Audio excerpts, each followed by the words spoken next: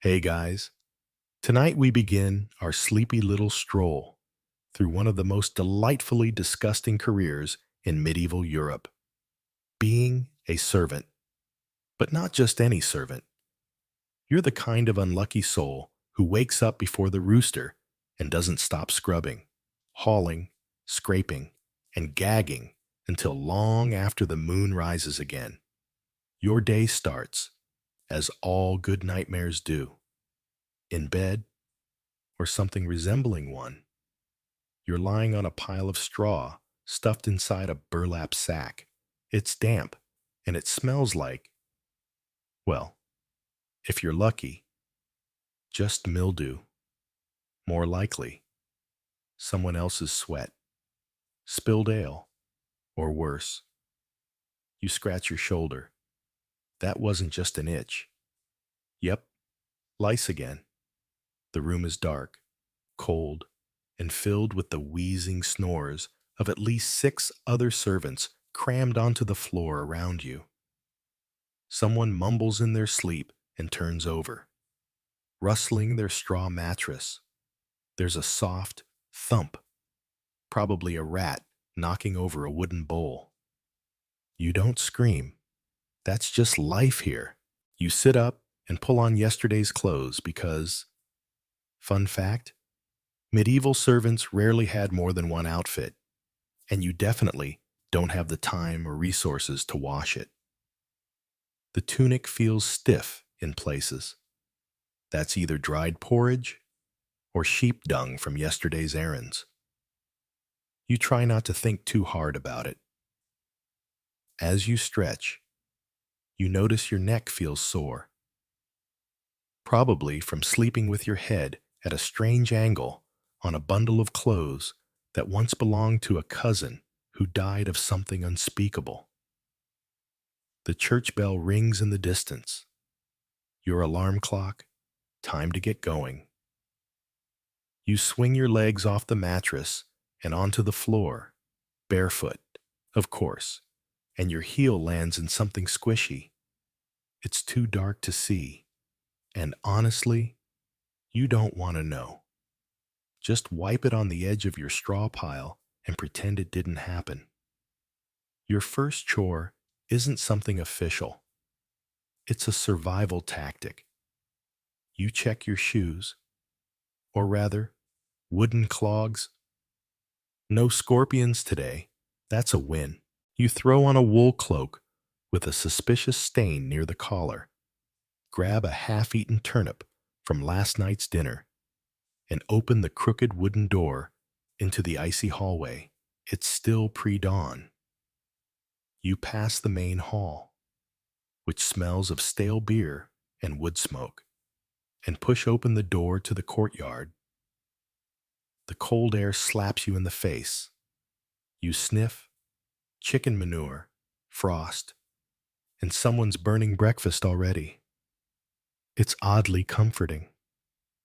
One of the other servants, Jeffrey, poor lad's been here since age 6, is already outside, hunched over a broken broom.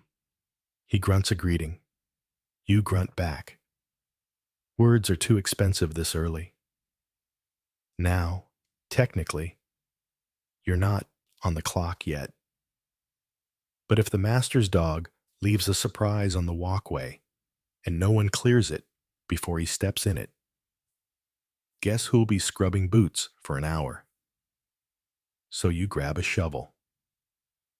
As you work, you hear a crow cawing from the barn roof. A good omen, some say. Others say it means someone's going to die. Historians still argue whether peasants actually believed this stuff or just said it to pass the time while freezing their fingers off. There's movement in the upper chamber window. The lady's maid is already up. That means the chamber pots will be full soon. You shudder. That's not your job yet, but it's coming. Someone slams a door. A rooster crows, late, as usual. And suddenly, the manor begins to wake. You take one last deep breath of dung-flavored dawn and prepare yourself. This is the cleanest you'll feel all day. You've barely shaken the straw from your hair when it begins. The chamber pot run. This is, without contest, one of the most reviled duties in your long and unfortunate list. The pots, ceramic, cracked, and dangerously full, await your trembling hands in each upper room. You knock gently on doors first, not because of etiquette, but because one time you walked in too early and caught the steward mid-squat. You're still not over it. The first pot you lift is warm. That's not ideal. It sloshes, dangerously full, and you instinctively hold it at arm's length. It doesn't help. The smell is something between overripe cabbage, boiled onions, and the devil's own ale. You don't breathe through your nose anymore. That skill disappeared 2 winters ago. With a practiced wobble-kneed shuffle, you begin your descent. Medieval stairs aren't just narrow. They're designed to break ankles. Add the extra thrill of balancing a pot of human waste, and it's practically a sport. Outside, there's a row of larger barrels where the servants are supposed to dump the contents, but those are full. Again. So instead, you carry it out to the designated dumping trench, a glorified ditch lined with hay and shame. Just beyond the outer wall, you're not alone. A few other unlucky souls are there too, silently sloshing away, not making eye contact. You toss the pot's contents and step back quickly. Some splash. You flinch. Jeffrey isn't so lucky. He sighs deeply, but says nothing. You're all too tired for outrage. There's a brief debate among scholars whether waste disposal routines were this organized, or if they were more chaotic. Based on your current situation, chaos seems like the safe bet. You trudge back for round 2, and 3, and 4, sometimes. If someone's been ill, you're gifted with the surprise of half-digested meat or mysterious greenish chunks. Once, a nobleman had eaten oysters. You still can't look at shellfish without gagging. The final pot of the morning is from the lady of the house. She's delicate, high-born, and somehow her chamber pot smells of roses, or so she claims. You know the truth. No one smells like roses after mutton stew and ale. Once the pots are scrubbed, with cold water and a handful of straw, you stack them neatly by the kitchen. That's someone else's problem now. But before you can breathe easy, a shout comes from the stables. It's always the stables. Turns out one of the dogs got into the night soil heap. Again, you grab a bucket, head toward the whimpering mutt, and brace yourself, because now you're not just hauling human waste, you're washing it out of fur. As you scrub the dog's hindquarters with freezing water and an old rag, you wonder, for the 100th time, if your life would be better as a traveling juggler. Then you remember Jeffrey tried that. He came back a month later, covered in bruises and missing 2 teeth, with the dog cleaned, sort of, and the trench reeking but functional. You take a brief break by the kitchen door. You lean against the stone wall, close your eyes, and inhale the warm smell of baking bread.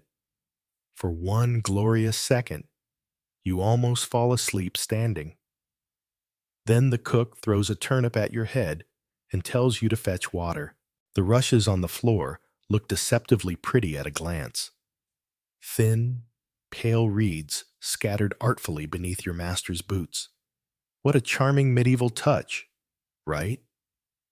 Except you know better.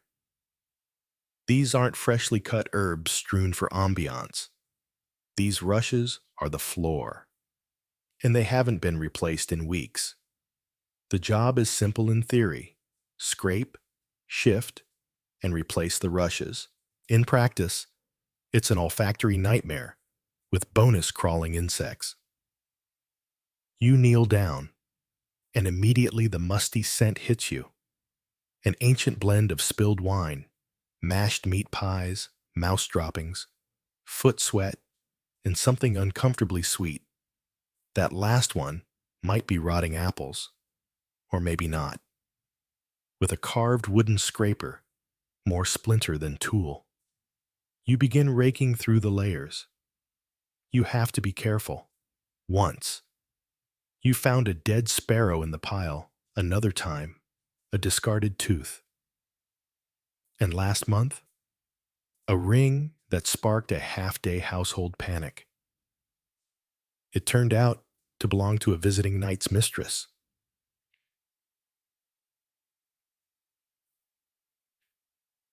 You returned it quietly and received a slightly less stale heel of bread that evening. Perks of the job. You spot a glint of something shiny under the rushes. For a heartbeat. Hope flares. Coin? Gem? No.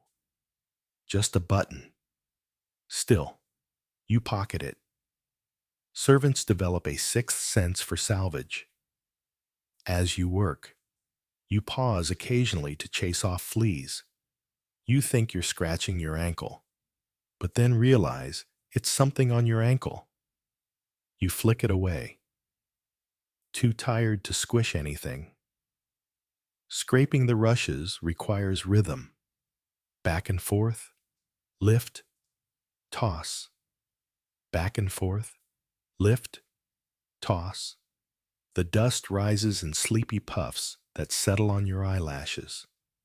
You sneeze. Bad idea. Now your nose is full of floor. A large black beetle scurries from the pile and makes a heroic dash across the stone. You admire its determination, then crush it with your heel. Sorry, friend. Historians still argue whether medieval homes replace their rushes every few days, weeks, or only during holidays. Judging by the state of your Lord's Hall, the answer here is never. Occasionally, someone tosses fresh herbs, lavender or rosemary, onto the pile. You suspect it's less for cleanliness and more to impress guests who visit twice a year. You work your way toward the fireplace, where the rushes are warm and sticky. This is where wine was spilled last night, or blood, or wine with something alive in it. Your scraper hits something wet. You don't ask. Just as you're beginning to form a lovely little mound of refuse, the dog trots through and scatters it like confetti. You sigh through your teeth, then start again. Your fingers are numb, even through the thin gloves you fashioned from cut-up wool stockings. Your knees ache. You're 22 but feel 70. You wonder how long a servant's life usually lasts, then quickly decide not to wonder. A few of the ladies' little dogs come in, yipping and scampering. You pretend not to notice as one lifts its leg on the clean straw. The lady will scold someone about the smell later. Not the dog, of course, just someone. Probably you. By midday, the rushes are cleared, replaced, and slightly less filthy than before. You rub your back, admire your work, and hope, just for a moment, that no one spills anything at dinner. Then you hear the unmistakable sound of boots squelching through gravy, and someone yells for the mop. Again, you don't get a lunch break. You get lunch while working, which today means chewing on a crusty hunk of barley bread while elbow deep in the world's slipperiest kitchen. The cook, a broad woman named Maud with one tooth and infinite rage, waves her ladle like a weapon. "Don't lean on the table," she snaps, though you're clearly 6 feet away from it. You nod solemnly, mouth full, and resume your task, dodging dripping pans and scalding steam while preparing the manor's breakfast leftovers for redistribution. Some to the dogs, some to the less important servants, and some to the pigs, which often get the best share. The floor is a hazard zone. Animal fat from the morning roast has turned the stones into a skating rink. You slide, catch yourself, and try to maintain dignity. You fail. Maud sees and snorts. Today's chore is gutting yesterday's leftover pheasants. And yes, they still have feathers. You pluck, you gag, you keep plucking. Feathers stick to your hands, your clothes, your eyebrows. One floats into your mouth. You blink it out without stopping. The cook mumbles something about gamey little devils, then hands you a knife. "Check the organs," she grunts. "Make sure no black spots. That's Maud speak for. If it looks diseased, don't serve it. To the master, at least." You slice one open. It's ambiguous, a bit purple, a bit green. You show Maud. "Eh," she says. "That's fine. Scrape the worms out first." You don't ask questions. As you work, the steam rises in thick curls around your face. It smells of onions, sour wine, and the unmistakable stench of something long past its best. Before, there's an entire pot of fish stew bubbling in the corner. You're not sure what fish it is. Possibly eel. Possibly something that walked onto land once and gave up. You set aside the salvageable pheasant meat and move on to today's main prep, breakfast stew. It's a classic medieval dish made of oats, ale, a suspicious gray sausage, and whatever root vegetable Maud can still stab with a knife.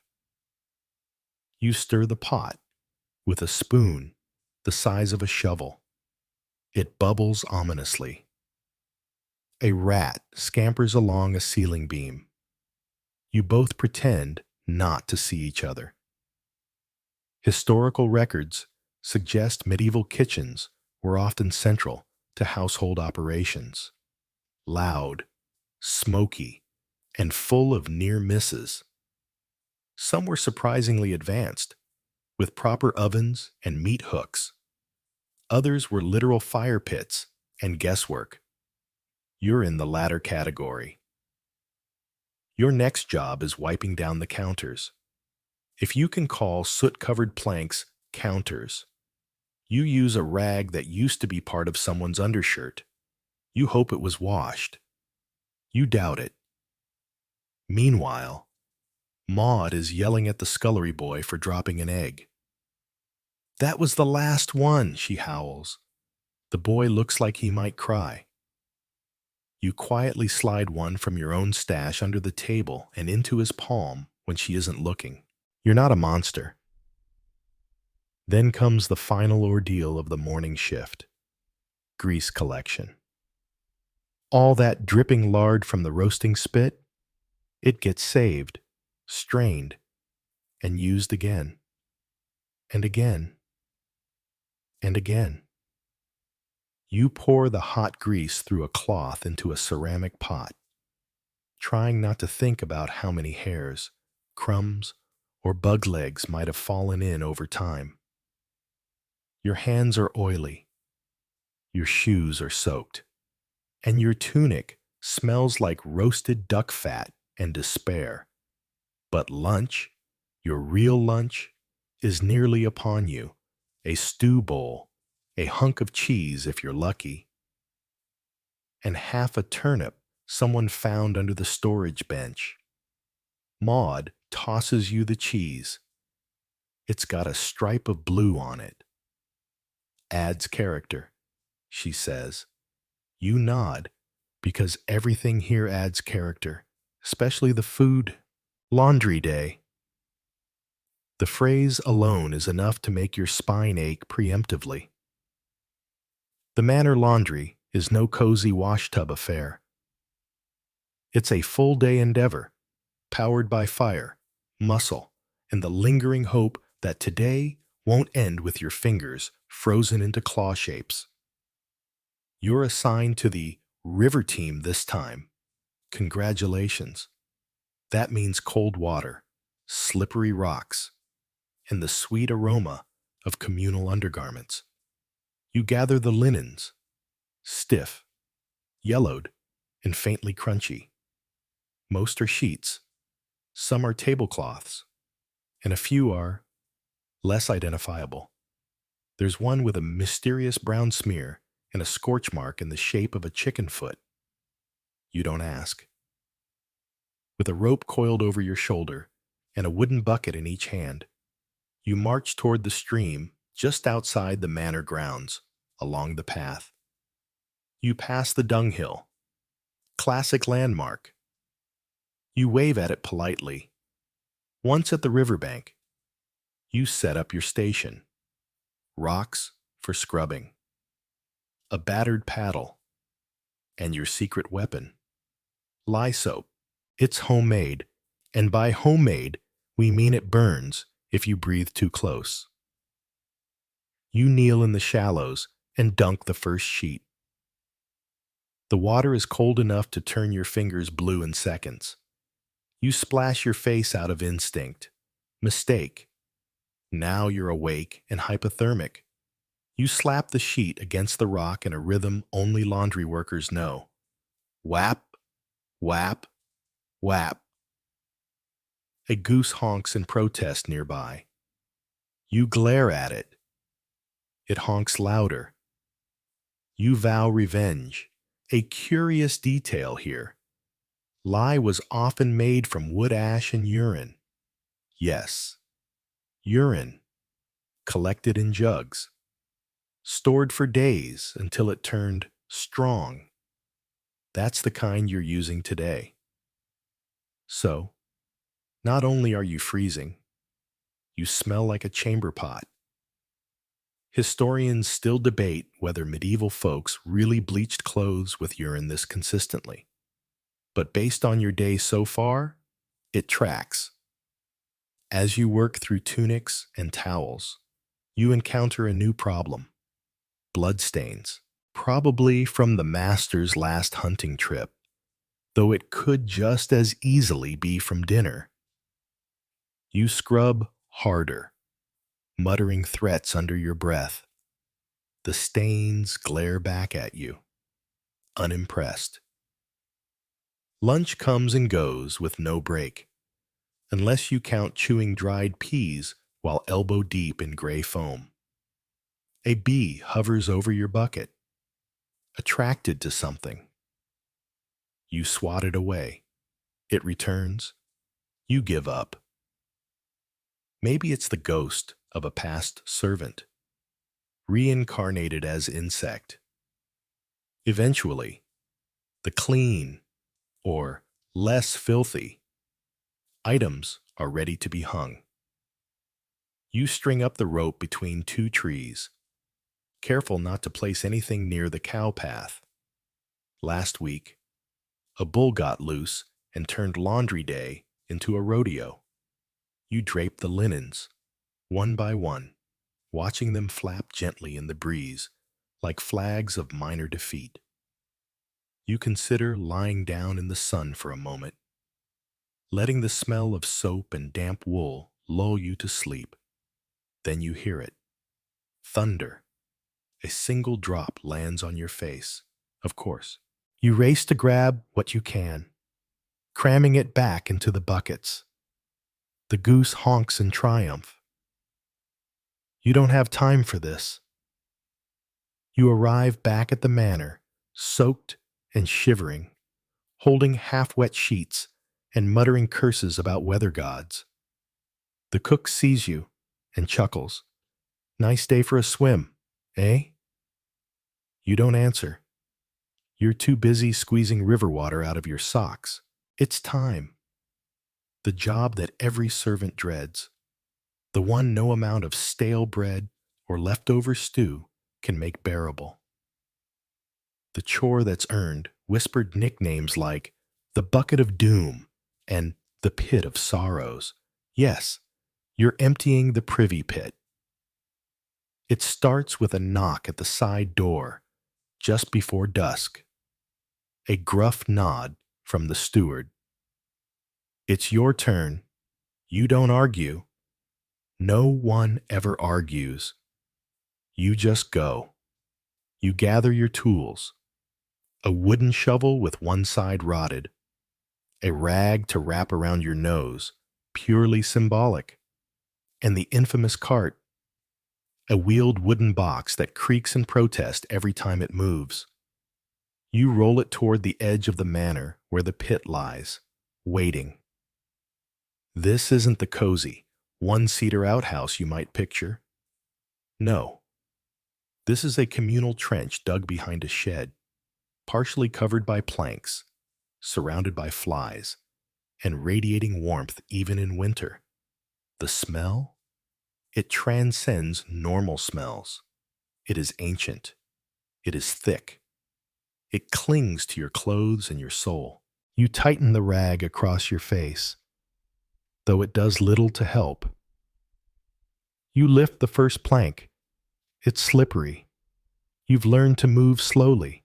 Last summer, the new scullion slipped and had to be pulled out by his ankles.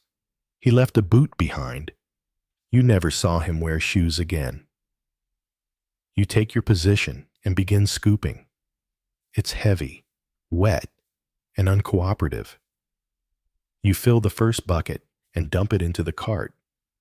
Then again and again, you lose count around the 8th load.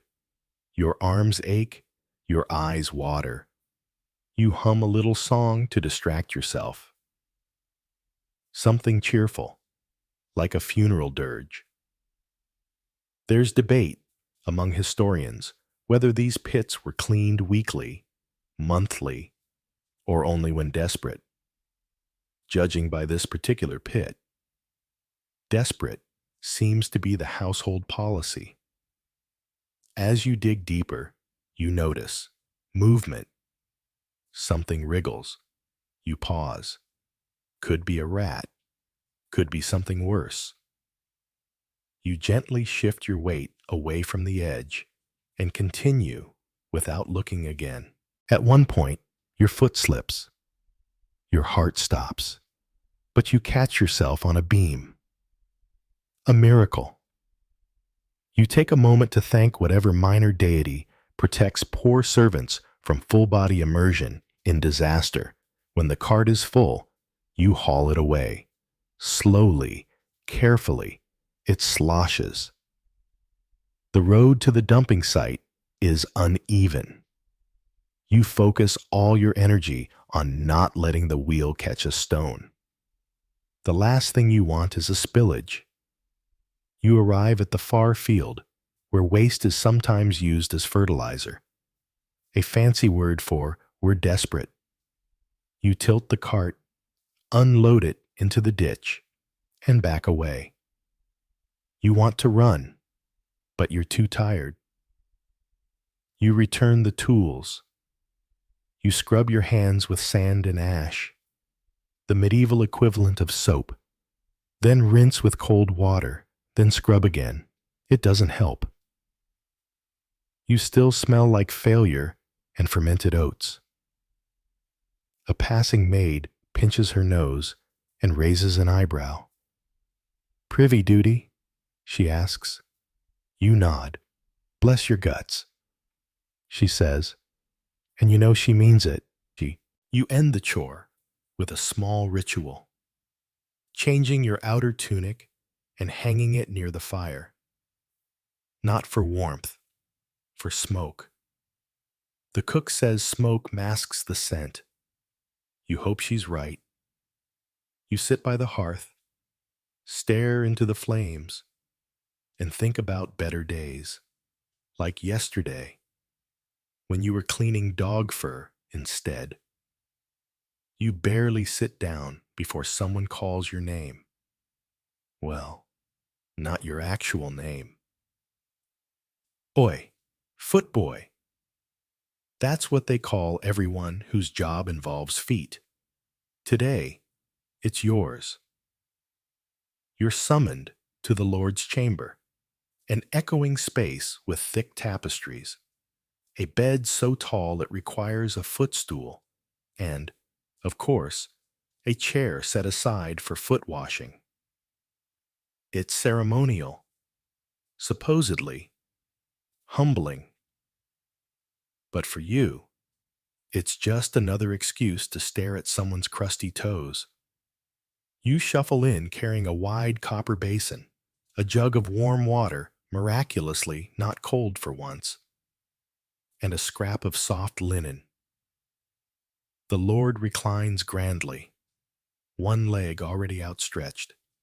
His hose is rolled down to the ankle. His toenails, well, let's just say they could be used in battle. You kneel, you always kneel, and you begin. The water sloshes over his foot, which is, against all odds, dusty, calloused, and mysteriously green around one toe. Athlete's foot? Fungus? Historians still argue whether people in this era recognize such infections or just referred to them as the itch. Either way, you're too close to make judgments. You reach for the linen and gently begin scrubbing. His foot twitches. You pray it's not from enjoyment. As you dry the first foot, the second appears. Worse, yellowed nails, a prominent bunion, and a smell that could legally be classified as a weapon. You dab carefully around it, holding your breath. A passing gust from the window blows the curtain aside, giving you a brief view of the courtyard. Someone's hauling hay. Someone else is chasing a chicken. You'd give anything to be chasing a chicken right now. Midway through the scrub, he starts talking about politics, or his gout. You nod politely, though your brain has checked out entirely. You're focused on not dropping the foot, which, by the way, weighs as much as a ham. You reach between the toes with a damp cloth. A crumb falls out. You pretend it's a bit of bread from dinner. You pretend very, very hard. There's a knock at the door. His wife, wondering when you'll be done. You speed up slightly. Nothing like an audience to turn foot washing into a race. Once the feet are dried, powdered with lavender if you're lucky, and encased in fresh socks that cost more than a month of your wages, you retreat with your basin and cloth. Carefully. One spill, and you're scrubbing the entire room. Down in the kitchen, you dump the water and rinse the cloth. The cook sees you gagging and laughs. Feet again, she says. You nod. Better than the steward's, she adds. He's got 6 toes. You stare at her. She shrugs. Saw 'em myself. You're not sure if that's true, but the image will haunt your dreams regardless.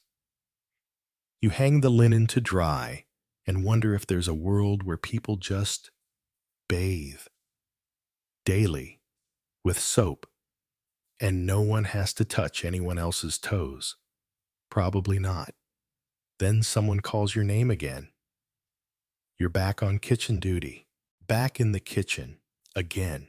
The sun is low now, slanting gold across the blackened hearthstones.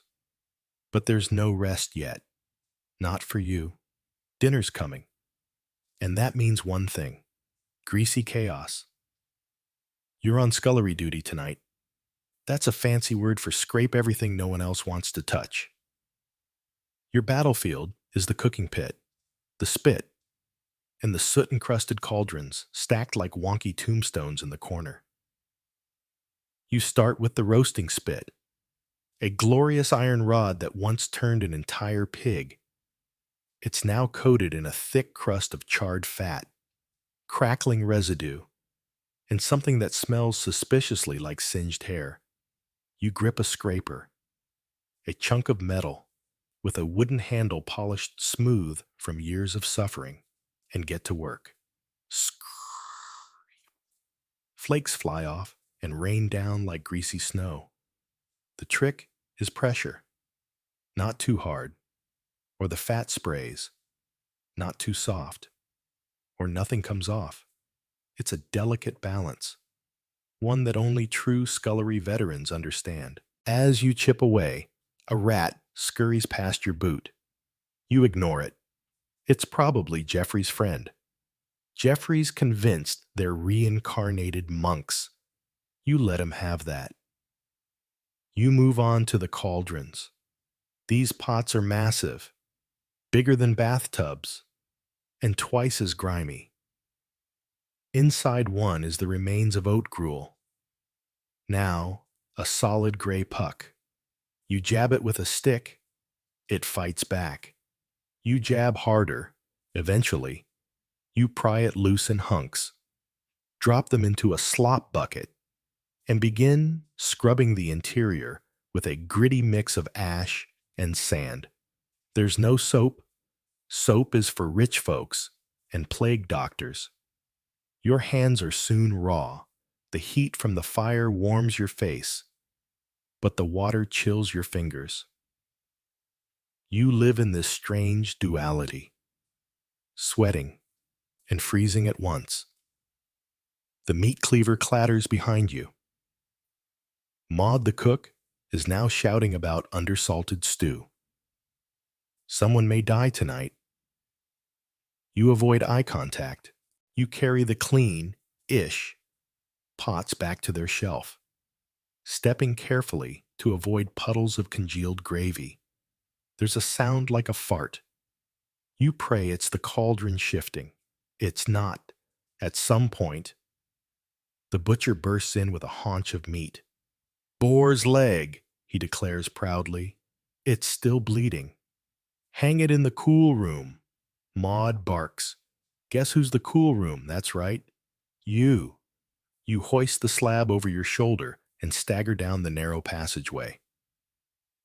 The cool room isn't exactly refrigerated. It's just a shady stone pantry that smells like old cheese and onions. You hang the boar leg from a rusty hook and wipe your hands on your already ruined tunic. As you return to the kitchen, you spot a familiar bowl on the side table. It's filled with old grease.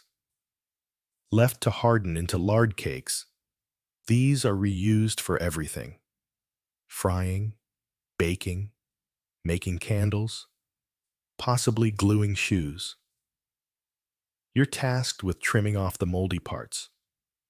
You press your knife into the slab. It squelches. A bubble forms. You look away. Historians sometimes romanticize the hearth as the heart of the home. But you know better. This hearth is a dungeon, and the heart is made of tallow and onion breath. You finish just as the dinner bell rings. The nobles will eat soon. After that, you might get what's left. Usually bones, soggy bread, and stew so thin you can read the future in it. For now, you sit on an upturned bucket and stretch your back. Your fingers ache. Your clothes reek, and there's soot in your ears. You don't even bother wiping it away anymore. The kitchen quiets for a moment. Maud hums softly, mashing garlic with a rock. You lean against the wall, eyes half shut. One more hour. You tell yourself, maybe two.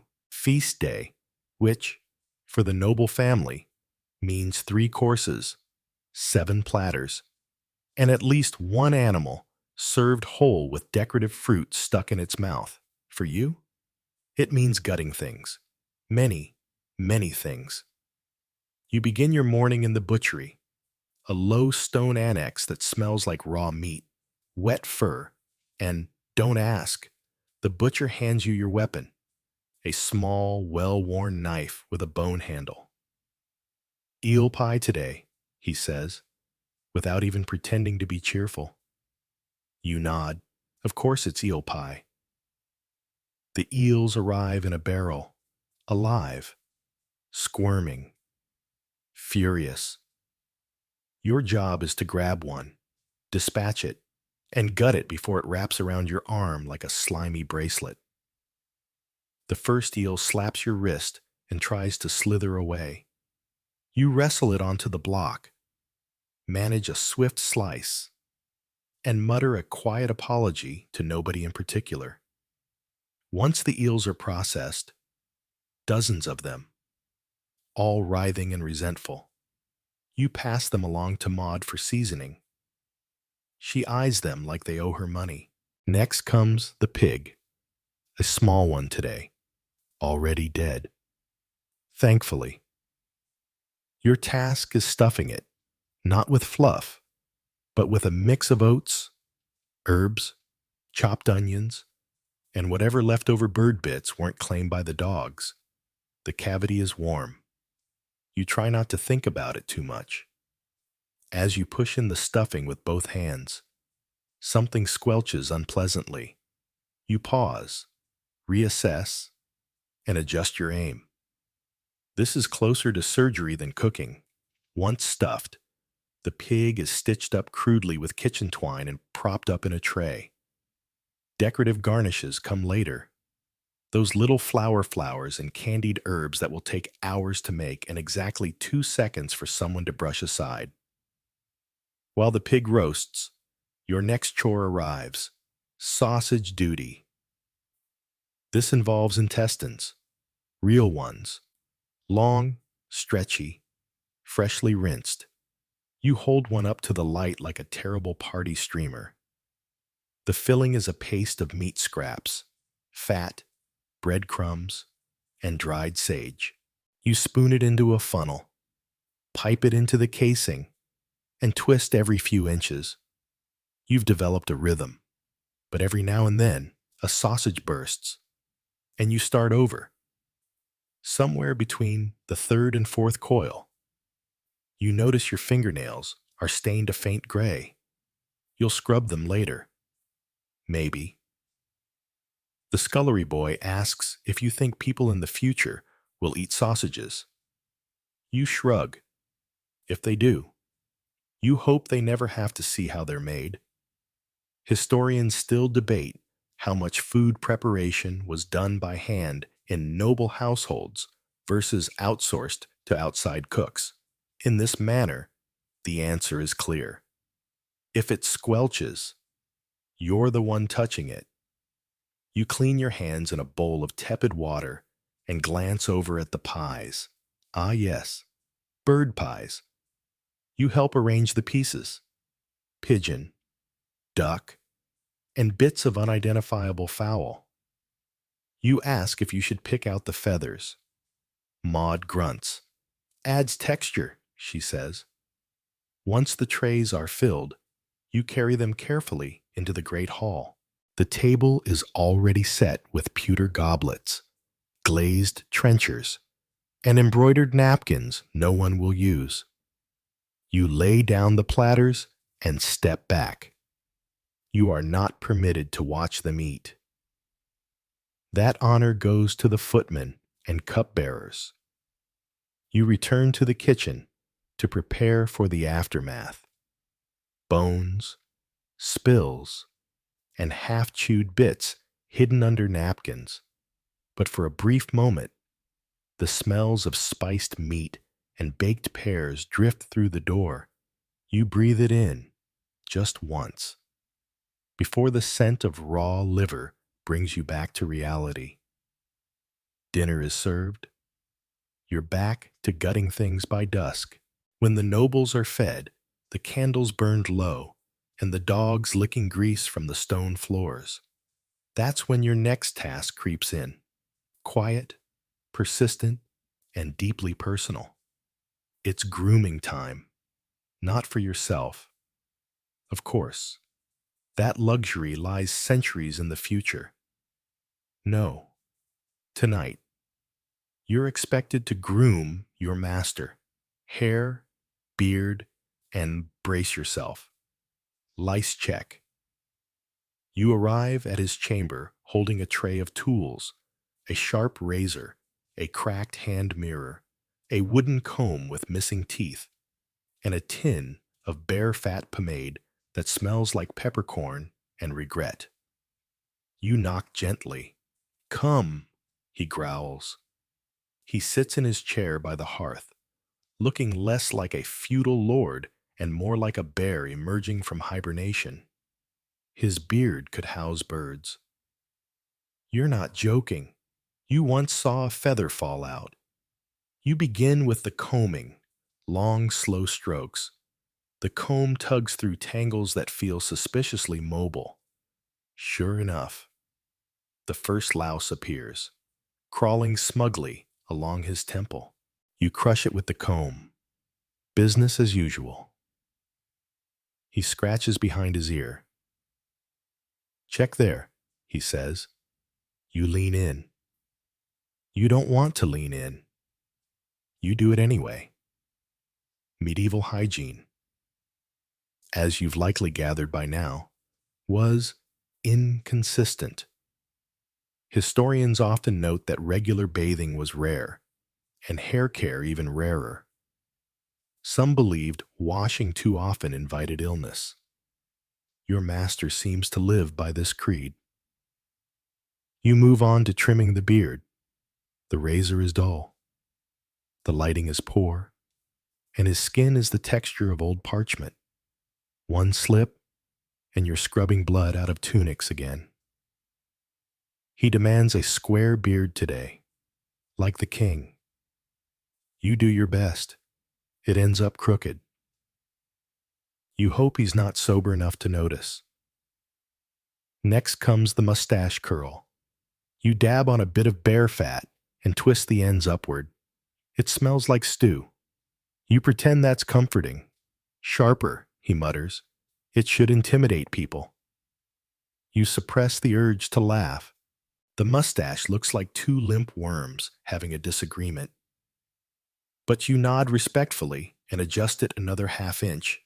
As you work, he drones on about taxes, bandits, or some feud with a neighboring lord over a cow. You let your brain drift. You think about the buttons you've pocketed over the past weeks. If you had enough, maybe you could trade them for a pair of socks. He gestures at his ear. "Got something in there?" You peek. "Wax?" "Enough to start a candle shop." You hesitate. He raises an eyebrow. You sigh and fetch a cloth. Once the face is finally trimmed, wiped, and, in theory, less frightening, he leans back, satisfied. "Much better," he says. "I look like a knight." You agree. You lie. You gather your tools and retreat, but not before he hands you his used cloth. "Wash this," he says. "It's got the good oils in it." You don't want to know what oils. Downstairs, you dunk the cloth in soapy water and stir it with a stick. Lice float to the surface. You hum softly to distract yourself. Something calming. Something that doesn't rhyme with lice.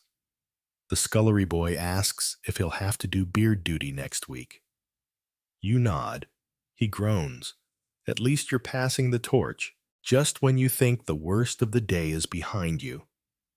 Someone hands you a jug. A warm jug. Full to the brim with human urine. You sigh. Of course. It's your turn for the collection.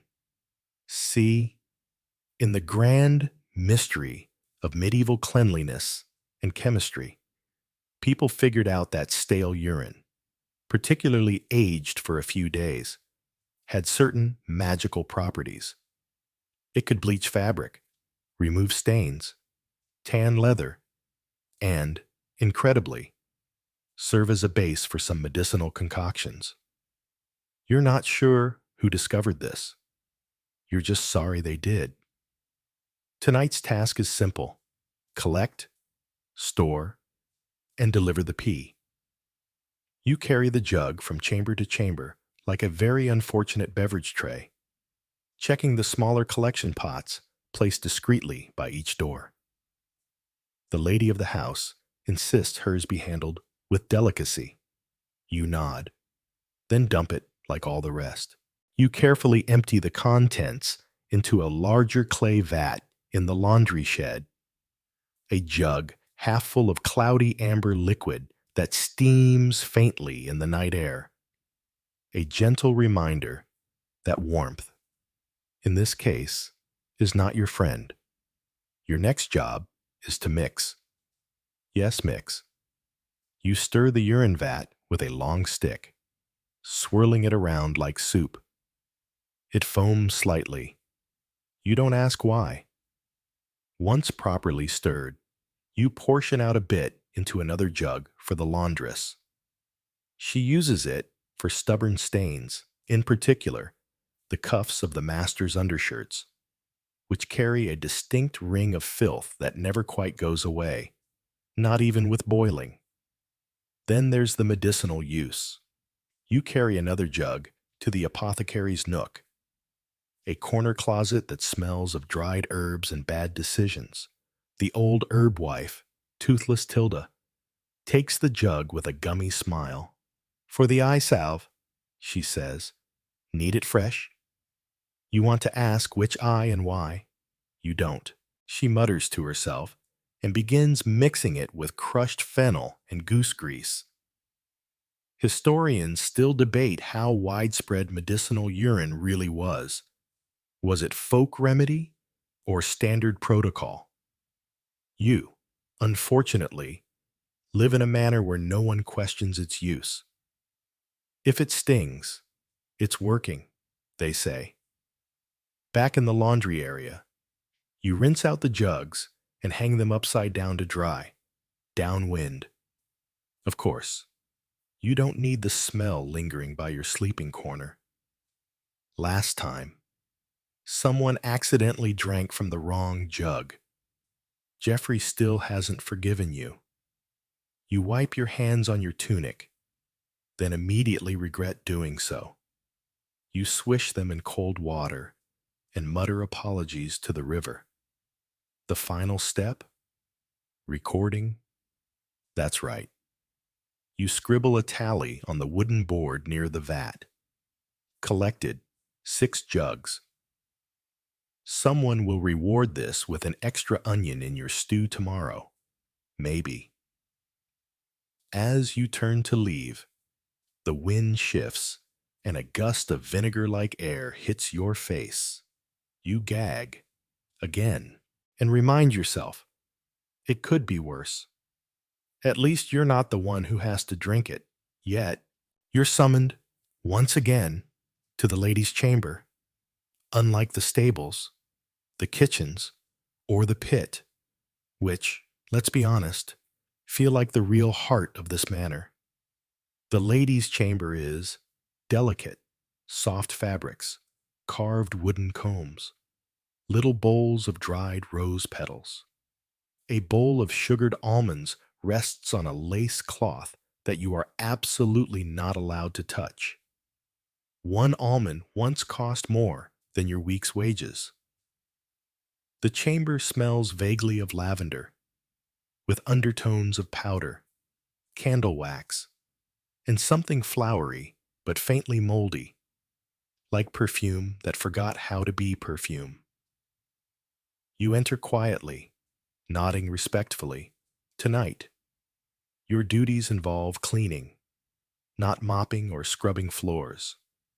Oh no, that would be too blunt for this dainty little kingdom.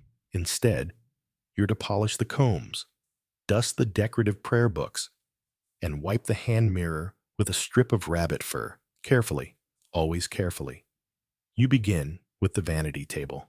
The combs are carved from bone and have teeth missing, some broken during particularly aggressive detangling sessions.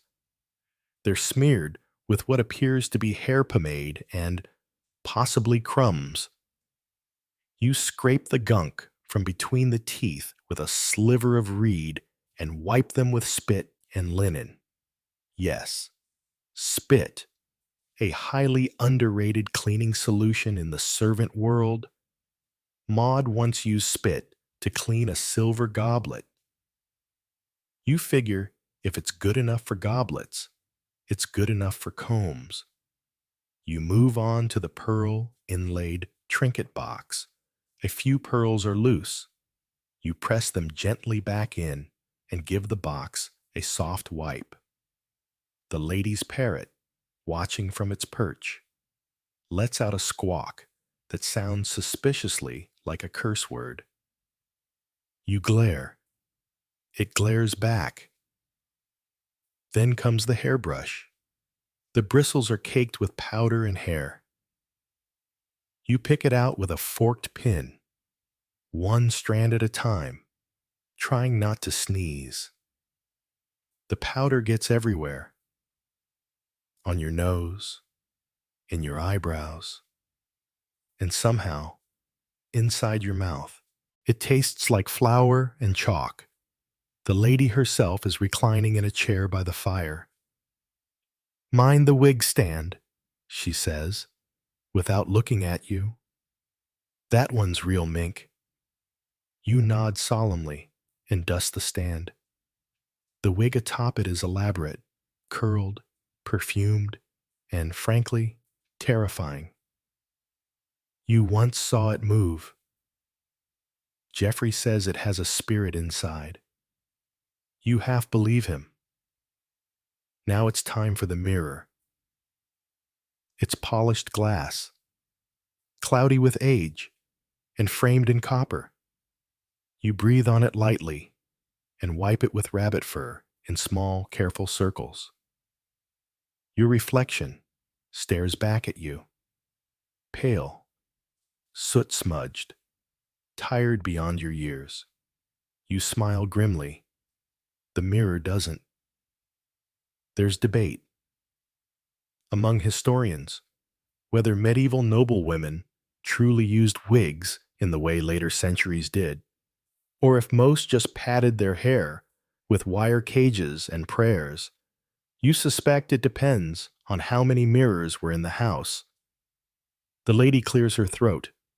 You look up. "Tidy the fire," she says. You add 2 logs, stir the coals, and adjust the screen to keep sparks from flying. The fire crackles softly. For a moment, the room feels almost peaceful. Then she gestures to the chamber pot. Of course. You pick it up, cradling it like a cursed artifact, and slip out the side door to dispose of it discreetly. It's lighter than the others, probably just a nighttime precaution. Still, you make sure it's scrubbed and return before she notices it's gone, back inside. She's dozing. You finish the last chore. Shaking out the throw rugs near her bed, dust clouds bloom into the air, catching in the firelight like glitter. You stifle a cough. As you slip out of the chamber, she murmurs, "Don't forget to brush the dog tomorrow. He smells like the stable." You nod. even though the dog lives in the stable. The garden looks serene from the upstairs window. Rows of herbs, neat paths, and soft evening light dappling the cabbages. From a distance, it's charming. From the dirt path at the edge of the compost pile, it's a minefield of slugs, stingers, and strange smells. You're on garden duty tonight.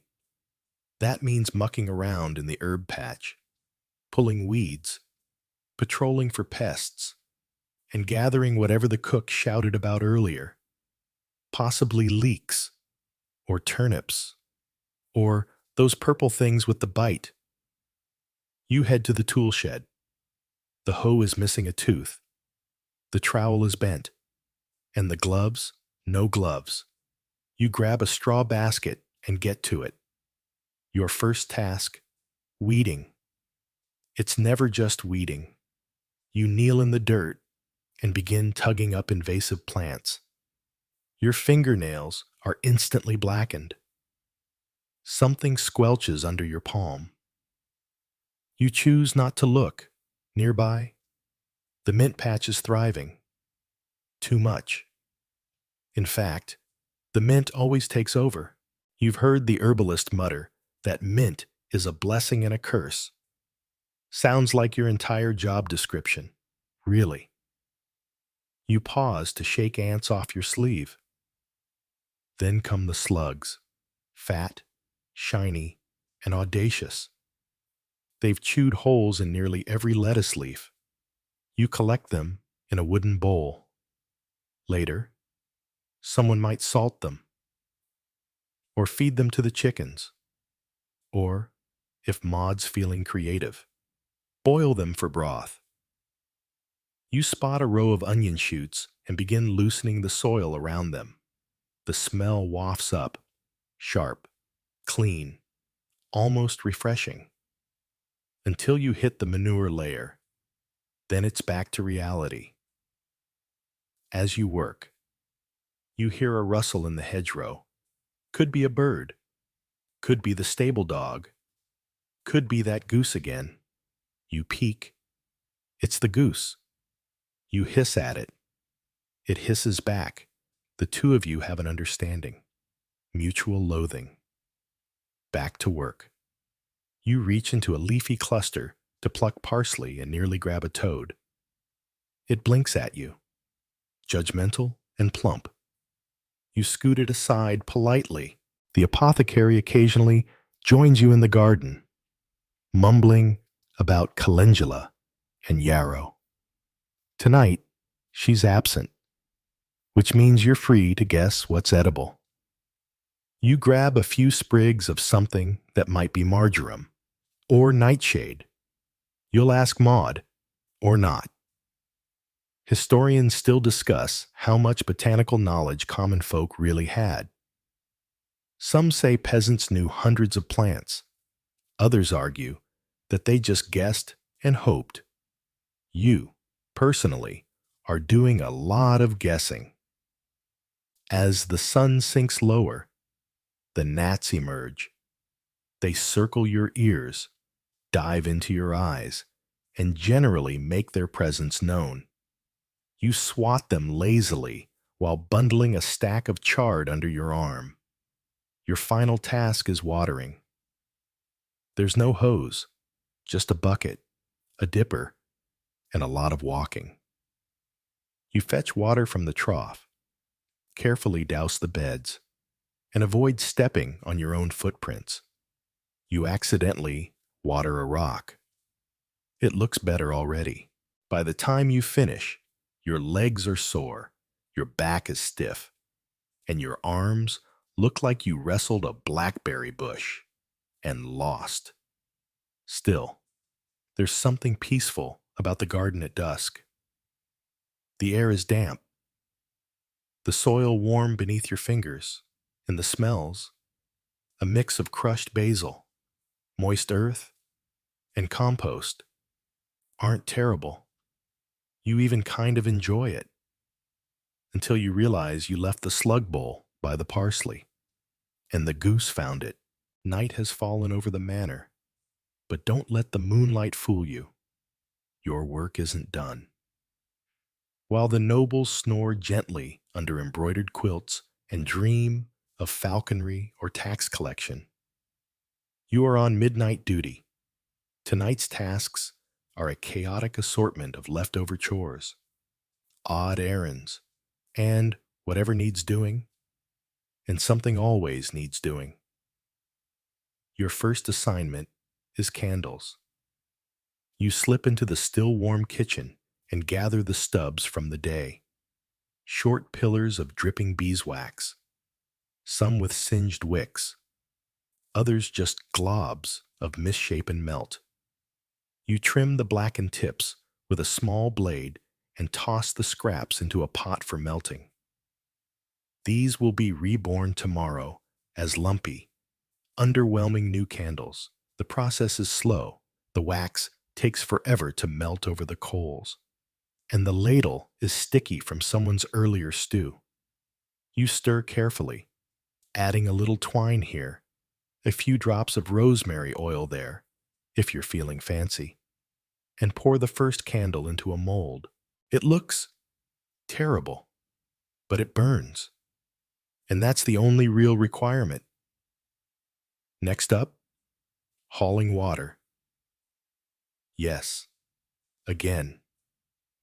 The large wooden tubs in the sleeping chambers need to be topped off, just in case someone fancies a warm soak in the morning, or at least the illusion of one. You heave the bucket over your shoulder and start the slow march from the well. Your footsteps crunch over gravel. The night air is crisp, full of the smell of smoke and damp hay. Somewhere nearby, a sheep bleats mournfully. You sympathize. You pass the garden gate, still ajar. That goose is probably still out there, plodding. Water sloshes onto your boots. You pick up the pace. Once the tubs are filled, you're called for one more bizarre chore. Calming the goat. Yes, that goat. The one who got stuck in the fence, again. You find it bleeding helplessly, one horn wedged between two wooden slats like some hairy, angry fork. You sigh and crouch down. We've talked about this, you murmur. The goat eyes you with disdain. You wiggle the boards, pat its head, and finally manage to free it with a gentle tug and one well-timed nudge. It trots away, tail high, like it saved you, back inside. The manor is mostly dark. You tiptoe through the halls checking shutters, snuffing stray candle flames, and retrieving a pair of the lady's slippers from where they somehow ended up in the pantry. The parrot squawks at you. Again. There's one final task, refilling the lavender sachets. You gather the pouches. Small, embroidered things stuffed with dried herbs, and bring them to the kitchen. You refill each with crumbled lavender and a pinch of crushed mint. These will be tucked under pillows to mask the smell of damp wool, stale breath, and noble disappointment. Historians often overlook these small rituals, but for the servant class, they're sacred, not for comfort.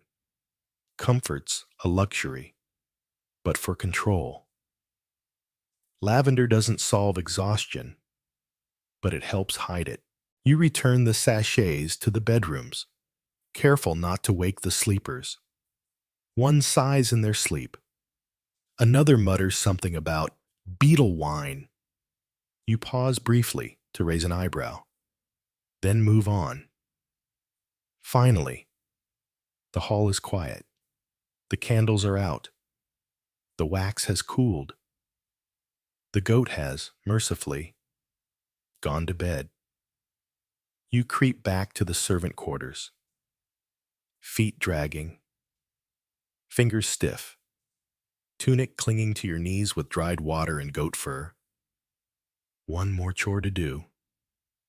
Swat the fleas off your straw mattress. It's well past midnight when you finally stagger into the servants' quarters, eyelids heavy, stomach growling softly.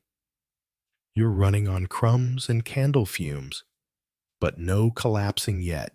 There's one last ritual, a final indignity, a chore that no one really assigns, because everyone simply does it. You grab your flea switch. It's a small bundle of twigs, tied with a scrap of cloth. Not for sweeping, not for stirring stew, for whacking your own mattress. You start by lifting the sack of straw you sleep on and giving it a solid smack. Flecks of chaff puff into the air.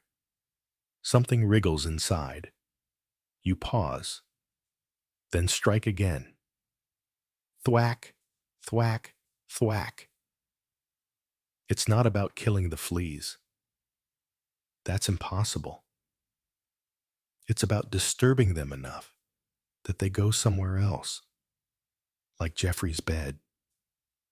Jeffrey, snoring 2 feet away, has his own flea switch. He's too tired to use it tonight.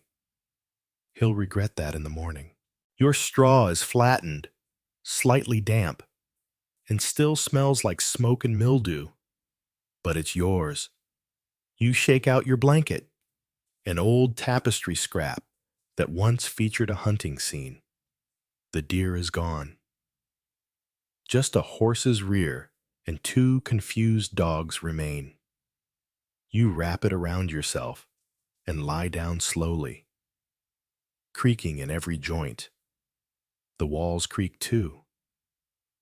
Something scuttles overhead. Could be a rat. Could be the parrot. You reach under your mat for your collection. A button, a broken comb tooth, a copper coin so worn it could be a pebble. Treasures. You run your thumb over them absently before tucking them away again. Your limbs feel like they're sinking. Every part of you aches. Your hands smell faintly of garlic, goose, and candle wax. It's not pleasant, but it's familiar. Jeffrey murmurs something in his sleep. Someone else coughs. The straw rustles with faint, invisible life. The chill in the room settles against your skin like a second blanket. And now, finally, nothing more to do. Your last thought before sleep is not of eels or pits or goats. It's of tomorrow, because you'll do it all again. The manor fades around you.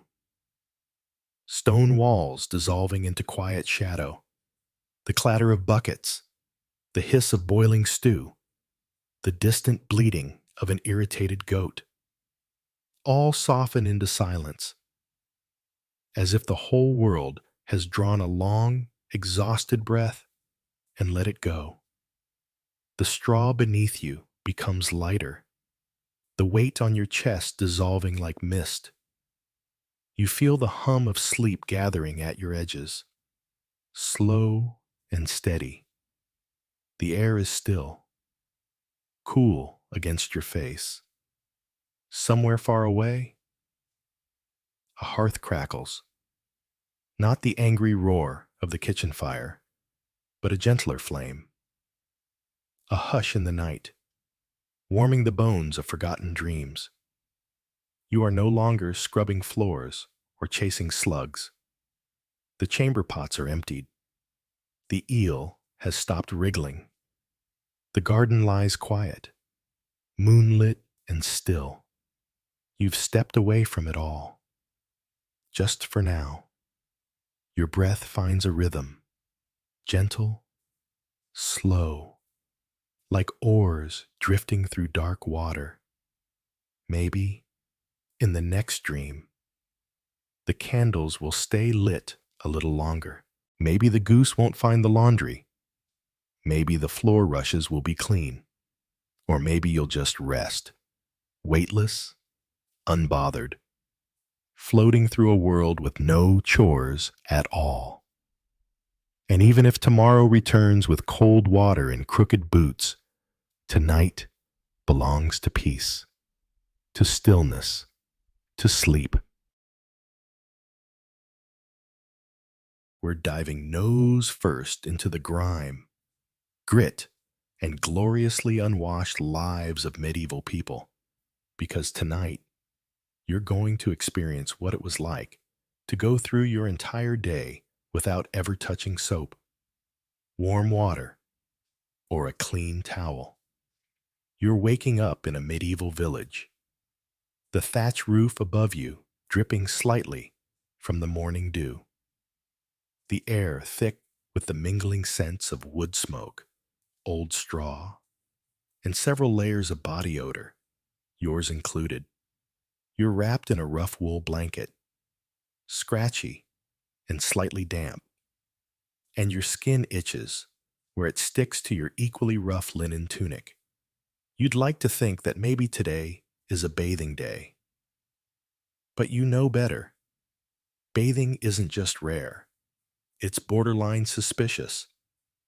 And let's be honest, you probably won't survive this experience without a decent gag reflex. The sun hasn't quite risen yet, but your village is already waking up, somewhere nearby. A rooster is being far too enthusiastic about his job. You pull yourself out of your hay-stuffed bed and immediately regret the movement. You slept in your clothes. Again. Of course you did.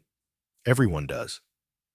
You only own one or two tunics anyway, and it's far too cold to sleep naked. Besides, washing clothes takes time and resources that you just don't have. The air in the hut is sharp and cool. Not refreshing cool, but the kind of cold that makes you question every life decision leading up to this moment. You stretch, and as you do, a small cloud of dust and something else, probably dead skin and lice, puffs off your sleeve. Lovely. Water? Technically, yes. There's a wooden bucket by the door that collected a bit of rainwater overnight.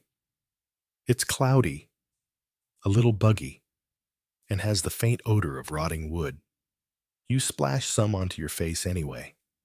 The shock of it wakes you up more than anything else. Soap?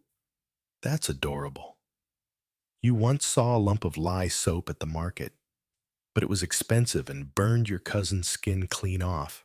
So now, you make do with water, sand, or, on bold days, ashes mixed with fat. Your hair is matted from sleep, and there's no comb in sight. At least not a proper one. You spot the wooden lice comb carved by your grandfather, wedged next to the hearth. It's seen better centuries. You could run it through your scalp, but you already know what you'll find. A few passengers you've come to regard as roommates. Outside, the village smells like wet dirt and manure, which is to say, it smells like every other day. You're not grossed out by it anymore. You've been slowly marinated in this scent for most of your life.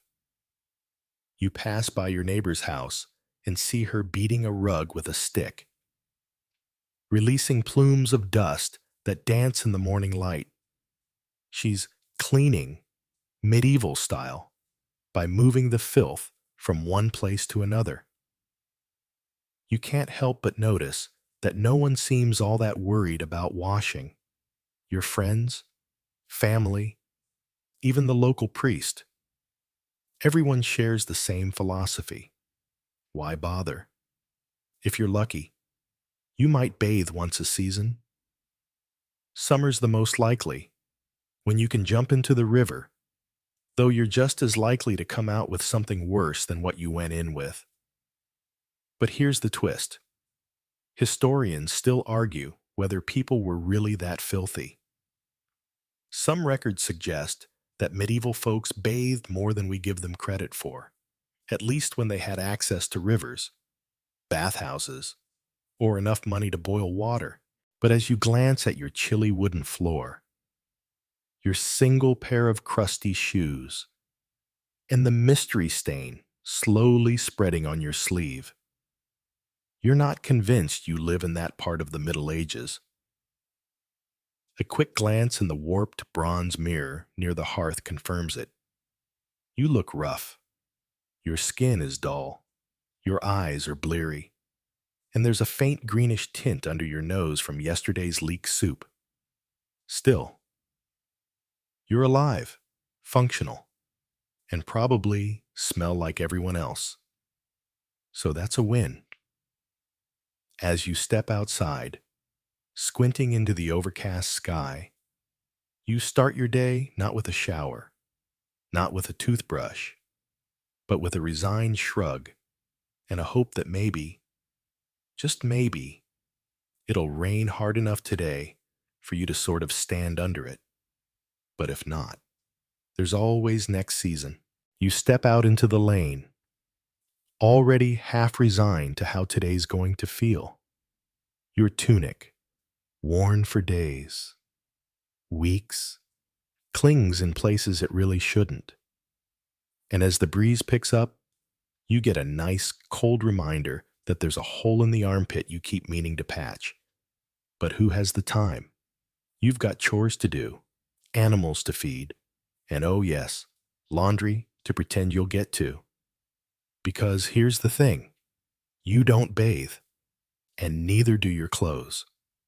Washing garments in medieval Europe is a monumental task, one that most people, especially peasants, put off as long as possible.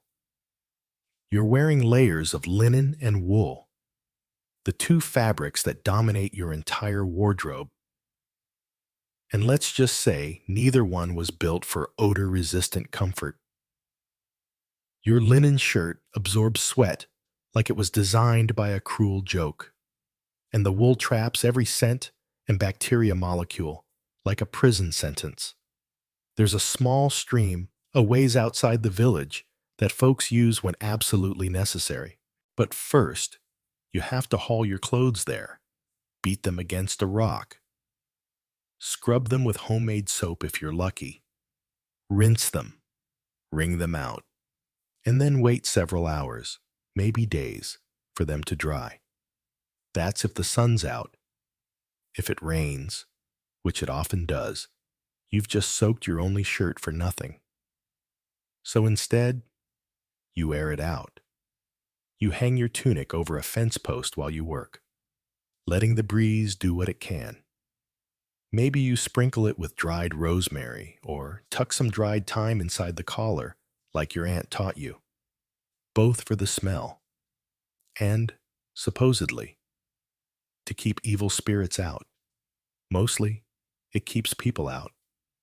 You do remember laundry day once, vaguely. Your mother and sisters huddled by the river, scrubbing furiously. Not because anyone smelled worse than usual, but because the village was hosting a feast and no one wanted to look like a compost heap. You remember them joking that the river needed a week to recover, but laundry wasn't always a women-only job. In some towns, it became so serious that there were guilds for fullers, specialists who cleaned woolen cloth professionally, often using fermented urine. Yes, you heard that right. Stale human pee. The ammonia helped remove grease and dirt from raw wool before it was turned into clothing.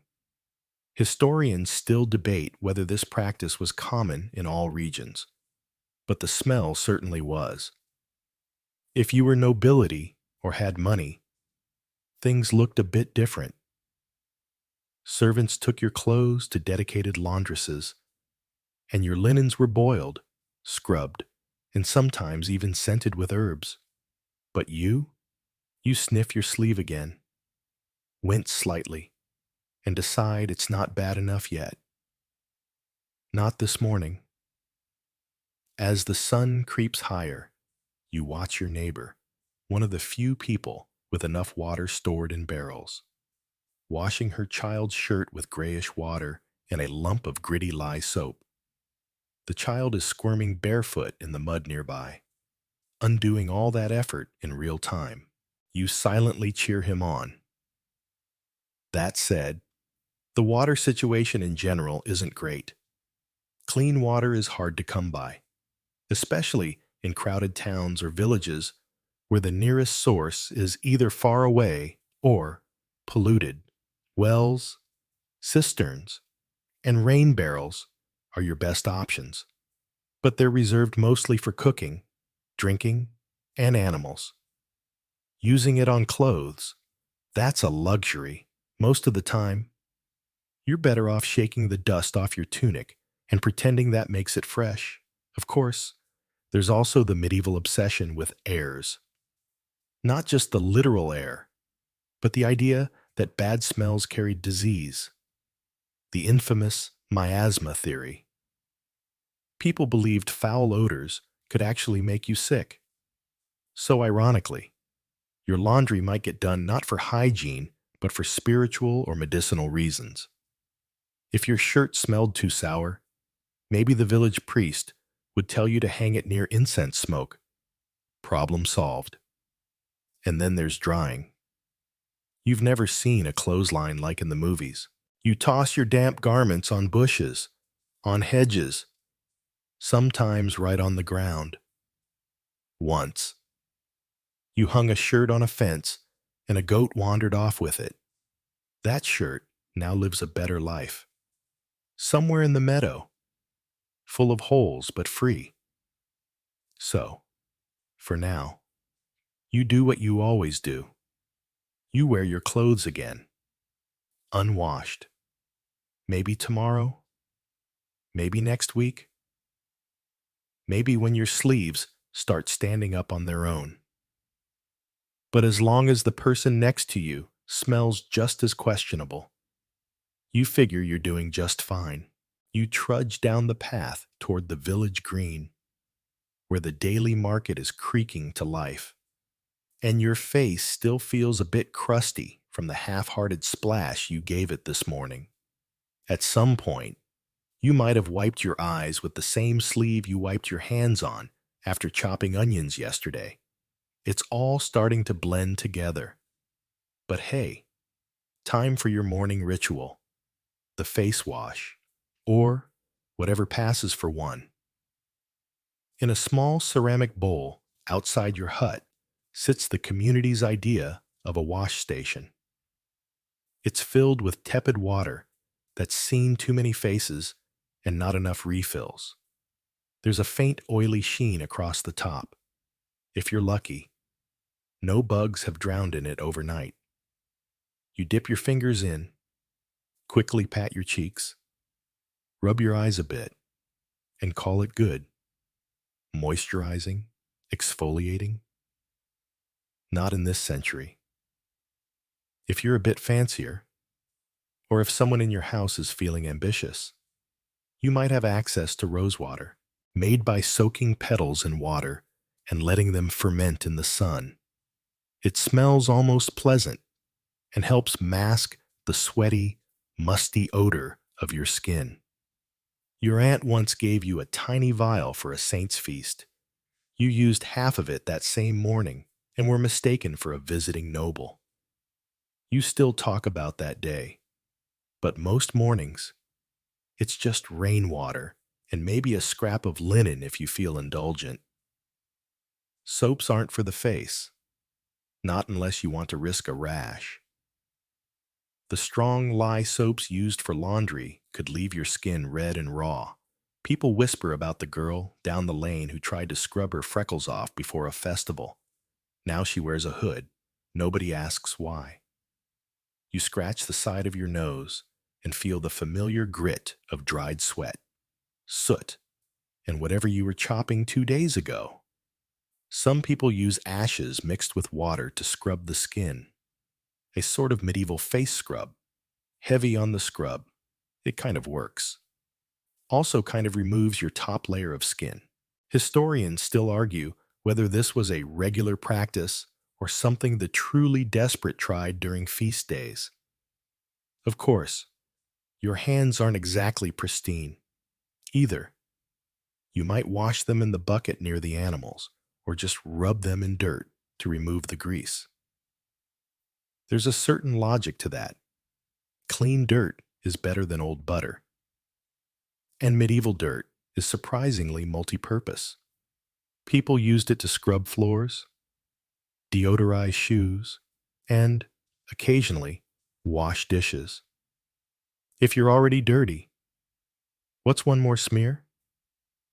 There's a general understanding that people just don't look too closely. Everyone's face is a little shiny, a little sallow, a little lined with soot from the fire. You've all been cooking, burning tallow candles, and sleeping in rooms where the smoke never really leaves. So, if your skin feels greasy, it's probably because it is. And no, there's no such thing as face masks. Unless you count that one time someone's goat fell asleep on their face and left a pattern. Still, there is some effort. Before attending church or a local fair, you might go full spa day and rinse with vinegar. It burns a bit, but it makes you smell sharp, almost medicinal. It's believed to ward off disease, especially during plague seasons. A vinegar-drenched cloth across the face, the medieval version of self-care. You've done it once or twice. You even felt cleaner in a tingly, eye-watering way. Some noble households have ablution basins, basically large fancy bowls, filled with scented water just for washing the face and hands before meals. The wealthy get a fresh towel each time. You're lucky if your communal rag hasn't gone stiff from repeated use. Children are even worse. They rarely wash unless dunked in a river or caught in a storm. Their faces are a gallery of dirt, jam, ink, and mystery substances. The average toddler carries a full week's menu on their tunic, and yet, they're healthier than half the adults. Go figure. And here's the strange thing. There were entire medical philosophies based around the idea of not washing your face too often. Scholars in certain regions argued that too much cleansing weakened the skin's protective barrier, leaving you vulnerable to cold air, demons, or whatever else floated on the breeze. The logic wasn't exactly airtight, but people believed it, and sometimes that's all that matters. So, as you wander into the market square, face mostly unwashed, skin tingling faintly from your vinegar dab, you spot someone actually carrying a cloth to their face and marvel at their bravery. Maybe they're courting. Maybe they just have an extra bucket at home. Either way, you give them a respectful nod before returning to your own deliciously average level of facial filth. It's comforting, in a strange, grime-covered way. You find a quiet spot by the old bread cart, close enough to sniff the morning loaves, far enough to avoid being asked to help unload them. A bit of warmth wafts off the baked crusts, mixing with the earthy scents of hay and smoke. It's a momentary relief from hunger, from cold, and yes, from your own increasingly questionable hygiene. But now your scalp itches. You dig your fingers into your hair, scratch a little, and feel the familiar, satisfying resistance of something. Tangled, possibly alive. It's probably time to deal with your hair. Though deal is a generous word for what's about to happen. Hair care in the Middle Ages is more like damage control than anything else. You haven't washed yours in weeks. You haven't even tried. Why would you? Soap is harsh, water is cold, and lice are inevitable. Everyone has them, including nobles. They're the great equalizer. The small wooden comb in your pouch is less about styling and more about extracting passengers. You sit on a nearby stump and pull the comb through your tangled mess, wincing as it catches on knots. The teeth are close together, good for dragging out lice and their eggs. Some people believe combing daily keeps the infestation manageable. Others say once a week is plenty, especially if you share combs and pass the problem around like a communal pie. You pluck a small, unwelcome dot from the comb's edge and flick it away into the grass. You're not proud. But you're not ashamed either. This is just part of life. If you were wealthier, you might have access to herbal rinses, nettle water, rosemary steeped in wine, even chamomile tea. If you're feeling luxurious, these don't clean your hair. Not really. But they smell better than your current bouquet of smoke, grease, and wool. Historians note that some households kept dedicated hair washing days, especially before big events. Yours is not one of those households. Your grandmother used to coat her scalp with goose fat mixed with ash. She swore it warded off lice and made her hair shine. It mostly made her smell like burnt poultry. But who's judging? Now and then, someone in the village goes bald. Not by choice. Mind you, lice, infections, and ringworm take their toll. You once saw a boy with a completely shaved head, dabbed in garlic paste. People avoided him for a week until his hair grew back. Garlic was thought to have cleansing properties, even spiritual ones. Didn't do much for the nose. And then there's the issue of cutting it. You don't have scissors. So when your hair gets too long or too wild, you go to the blacksmith. Yes, really. His shears are sharp, his grip firm, and his rates reasonable. 1 egg or a chunk of cheese, depending on your mood. You sit on a stool, close your eyes, and hope he doesn't sneeze mid-snipping. Nobles have their hair tended to by professionals, groomers who brush it daily, trim it delicately, and occasionally powder it. That's right. They coat their hair with powder to absorb the oils. Some use flour, some use chalk. One wealthy merchant you heard about used crushed pearls. You're fairly certain his scalp hasn't breathed since Pentecost. Head coverings are your real savior. A hood, a coif, or even a wide-brimmed hat can hide a multitude of hygiene sins. You've worn the same hood every day this month, and no one said a word. Why? Because theirs are worse.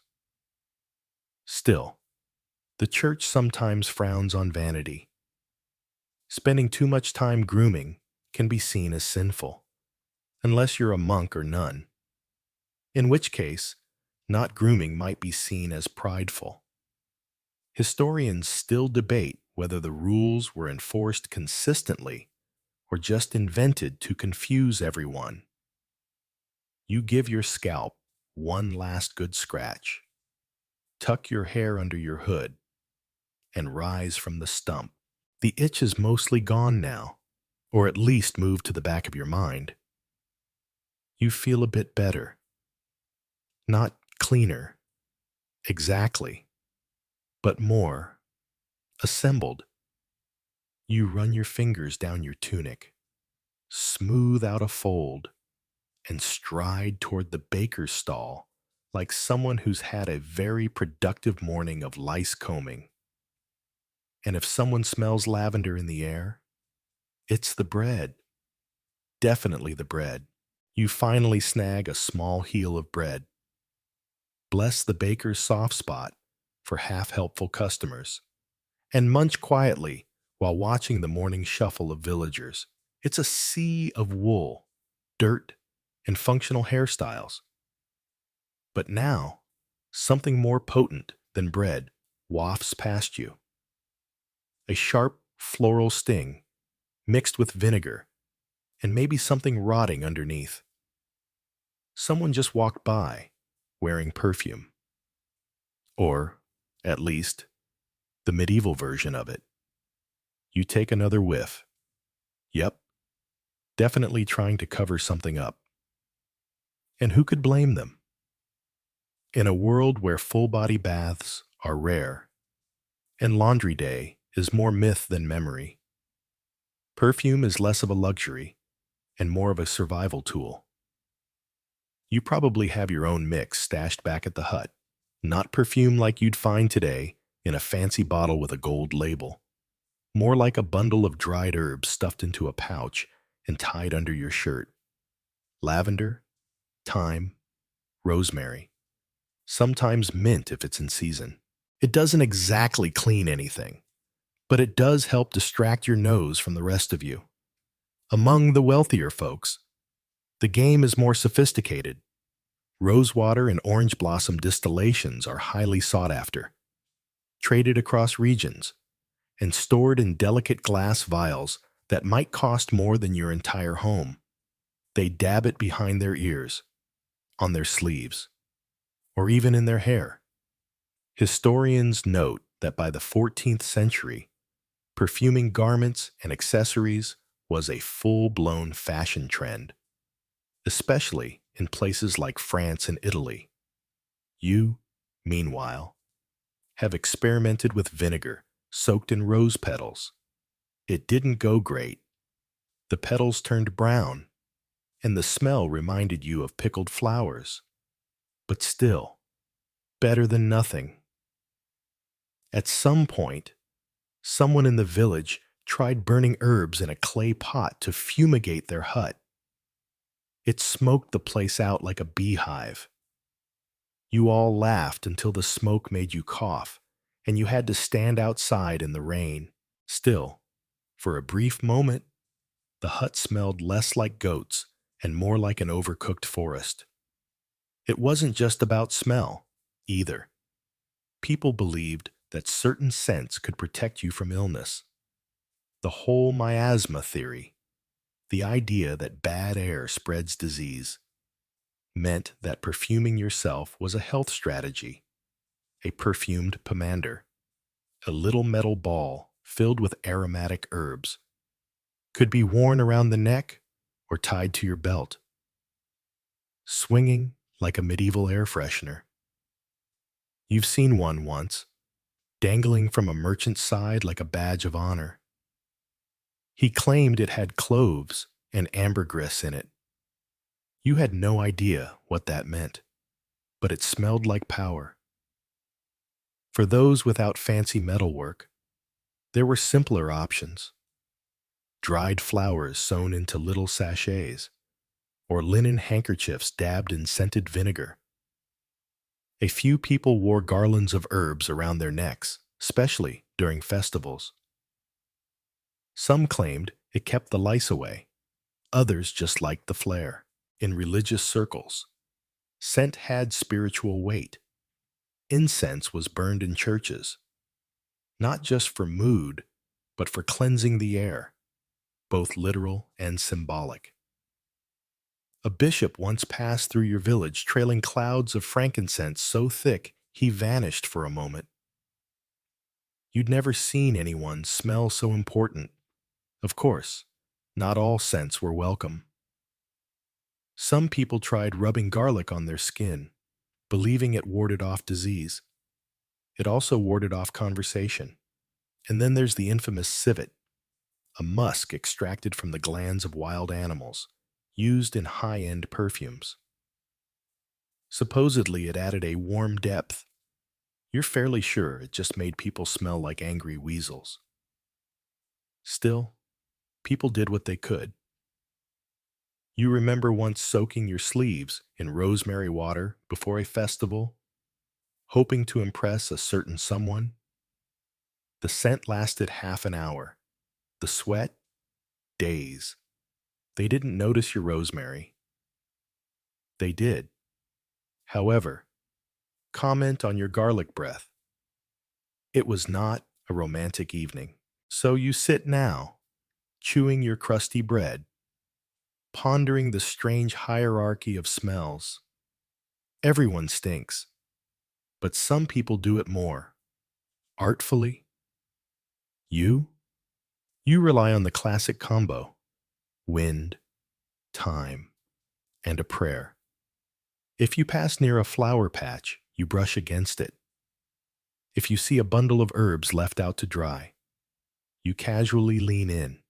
You once stood downwind of a traveling spice cart for 15 whole minutes. It was glorious. And let's be honest, after a while, your nose just gives up. The longer you go without bathing, the less you notice it.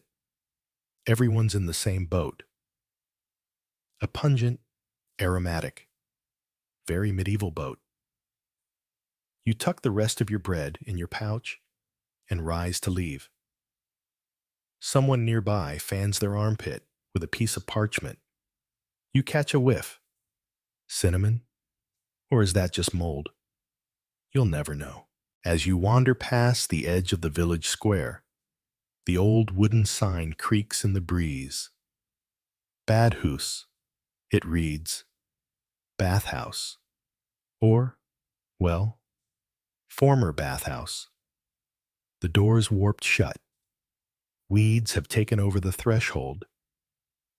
You walk past it now like a haunted ruin. Because, in a way, it is. There was a time, not too long ago, when public bathhouses were bustling hubs of hygiene, gossip, business deals, and, depending on the town, more sensual services. They were common in medieval Europe, especially in cities with Roman influence. You could pay a small fee, undress, and soak in hot water while chatting with your neighbors. Bath attendants might scrub your back. There might be steam, candles, and even food, but not anymore. You stand outside the crumbling walls and try to picture it. A room filled with steam, heated pools, the scent of herbs like thyme or lavender drifting through the air, bare feet slapping on stone floors. Sounds relaxing, right? Well, it was, until the church started side-eyeing the whole concept. As public bathhouses became associated with sinful behavior, especially after dark, the moral panic set in. Nudity, mingling, cleanliness, and pleasure, clearly the devil's doing. By the late Middle Ages, in many towns, bathhouses were shut down or severely regulated. The one in your village faded away, not because of a decree, but because people stopped going. The priest started preaching fire and brimstone at anyone who steamed their pores more than once a month.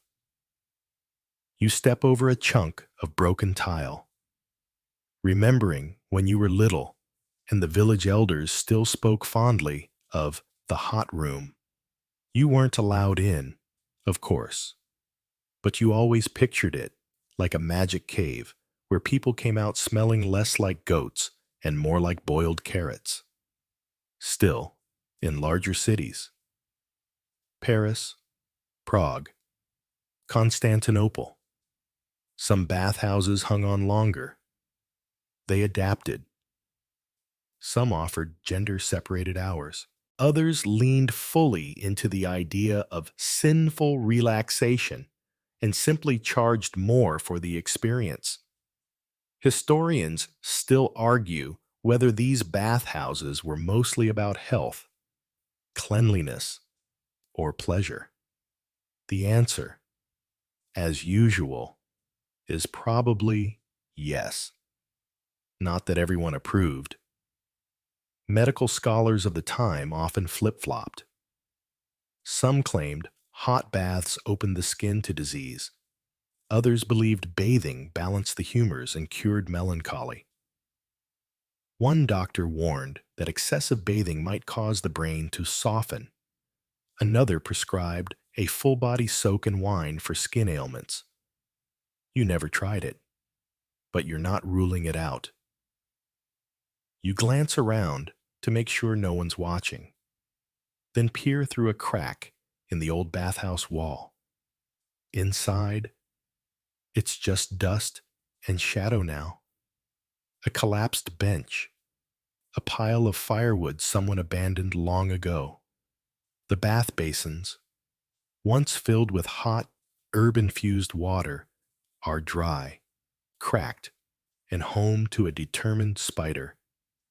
Once, your cousin tried to revive the bathhouse. He dragged in buckets of river water, built a fire, and attempted to warm the old basins. The smoke filled the room in minutes, and the water never got hotter than lukewarm. Still, he sat in it proudly for 10 minutes, declared himself reborn, and caught a cold that lasted a week. But the idea of bathing together in a warm, calm space still lingers in your imagination. It wasn't just about washing, it was about being human, smoothing the rough edges of the day, sharing stories, laughing without the scratch of old wool or the sting of lye soap. Bath houses were the one place where you could pretend, for just a little while, that filth wasn't inevitable. Today, that's gone. You step away from the door and continue on. The old scent of steam and wood smoke, only a memory. Now, if you want to bathe, it's a solo mission with cold river water, questionable herbal concoctions, and a prayer that your clothes won't freeze before you put them back on. You pat your pouch where your crust of bread still waits, adjust your hood, and keep walking. The bathhouse is behind you now, part ghost, part dream. Ahead lies your daily routine, full of sweat, smoke, and increasingly creative ways to avoid actual soap. You cross a rutted patch of ground where carts have churned the mud into something thick and clinging.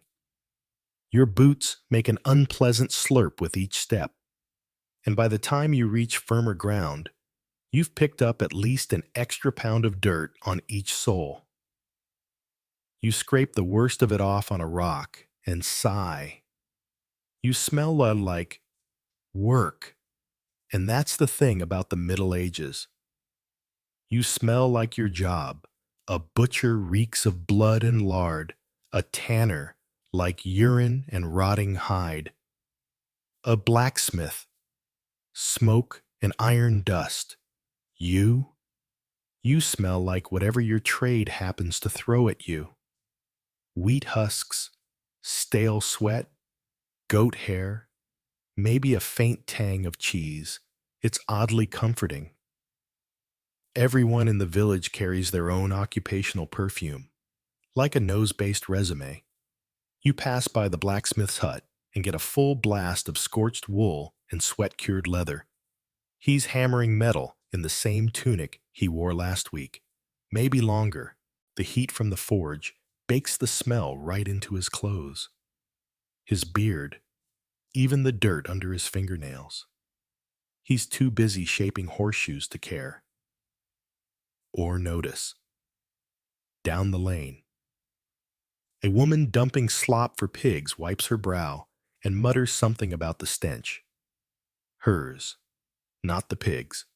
She's been rendering animal fat for tallow candles, and you can tell. It clings to her like a second skin, coating her clothes with a waxy sheen.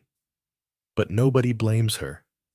The candles are useful, even if they make your dinner smell like boiled sheep. Then there's the fishmonger. You try to avoid standing too close when he's around.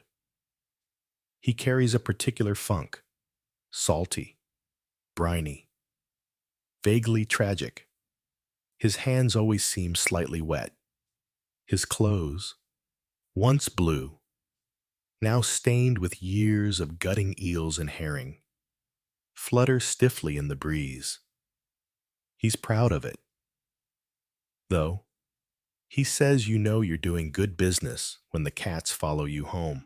What's curious is that the nobility aren't exempt from occupational odor, either. A king might wear perfume, yes, but if he's been out hunting or overseeing a feast, he smells like dogs, grease, and whatever he spilled on his robes. Royal sweat, too. They just pay people to pretend otherwise. You once worked a short stint as a stable hand. 3 days of shoveling manure and brushing skittish ponies. Your tunic absorbed so much odor, it had to be buried behind the smithy for a week before it stopped attracting flies. You wore it again eventually. Everyone does. Clothes are too valuable to waste over something silly like cleanliness. There's a kind of rough honesty to it. You don't need a name tag or a title. People know who you are by how you smell. The baker carries the warmth of flour and ash. The carpenter smells of sawdust and boiled glue. And the town scribe, ink-stained fingers and a subtle scent of mildew from damp parchment. Even children pick up these occupational notes early. A little girl helps her mother dye cloth, and now her hands are forever tinged blue. A boy who shadows the tanner smells like something that once lived and very recently didn't. Historians still argue how conscious people were of these workplace perfumes. Did they actively try to change them or embrace them as part of identity? Some evidence suggests workers chewed herbs or carried scented cloths, but mostly, people just accepted it. The line between personal scent and environmental hazard was blurry at best. You step into the shade of a tree and catch a whiff of yourself. Smoke from the fire this morning, traces of old onion, and something like, sheep? You weren't even near sheep today. Ah well, it's just in the fibers now. If someone held their nose around you, it wasn't meant to insult. It was probably a gesture of sympathy. The real insult was not working hard enough to earn a smell. The dirtiest jobs were often the most essential, the most respected, and ironically, the ones least likely to involve washing. You scratch the back of your neck, now slick with sweat again, and shrug. You've got things to do. Things that will make you smell even worse, but they'll also keep you alive. Fed. And part of a community that's too busy hauling firewood to worry about eau de goat. You duck beneath a low-hanging wooden sign painted with a crude smiling tooth. It swings gently in the breeze, announcing the presence of the village's only tooth man, a traveling peddler who claims to be both dentist and herbalist. Though most of his tools look better suited for woodworking, you're not here for a visit yet, but your gums have been sore lately, and your breath, well, let's just say it could qualify as a weapon in close quarters. Because while no one bathes, technically, people do care about hygiene, especially when it comes to their teeth, or at least they pretend to. You lean against the hut's wall and try to remember what you've done this week to keep your smile from falling out. You chewed on mint leaves yesterday, fresh ones, not the shriveled bits stuffed in your pouch. You also rubbed your teeth with a cloth and a bit of charcoal once, though that left you looking like you'd eaten a small campfire. See, in medieval times, dental care is an odd mixture of folk wisdom, herbal lore, and pure guesswork. There's no toothpaste, no dentist appointments, and certainly no braces. Though you once saw a man with wooden teeth, he carved himself. They didn't fit, exactly, but he said they made him look more respectable. Mostly he looked surprised. Permanently. Most folks clean their teeth by rubbing them with bits of cloth soaked in vinegar or salt water. Some use crushed herbs, or even a mash of ashes and honey. Others go for powdered pumice or burnt bread crusts. The results vary wildly. Some people have surprisingly white teeth. Others are missing half of theirs by age 30. You chew slowly, hoping you're in the first group. Historians believe medieval people valued clean teeth, at least more than they cared about the rest of their body. Monastic texts include recipes for tooth powders using sage and fennel. Arabic and North African sources recommend chewing sticks from the Salvadora persica tree, a sort of natural toothbrush known today as miswak. You've never seen one, but you've used birch twigs before. If you chew one end and fray it a bit, it works well enough and gives your mouth the texture of a broom. As for actual dental work, it's best avoided. The toothman has no formal training. He travels with a small stool, a sack of iron tools, and a wildly optimistic signboard promising painless extractions. You've heard the screams. You know better. Most people do their best to keep their teeth just barely healthy enough to avoid the peddler's attention. And breath? That's where the herbs come in. You've sucked on cloves during church. You've tucked parsley behind your molars before meeting someone important. You've even tried chewing myrrh once, though it left your mouth feeling like the back of a church pew. But some go to strange lengths. There's a lady in the next village who claims she keeps her teeth white by rubbing them with crushed oyster shell. Her husband hasn't kissed her in years.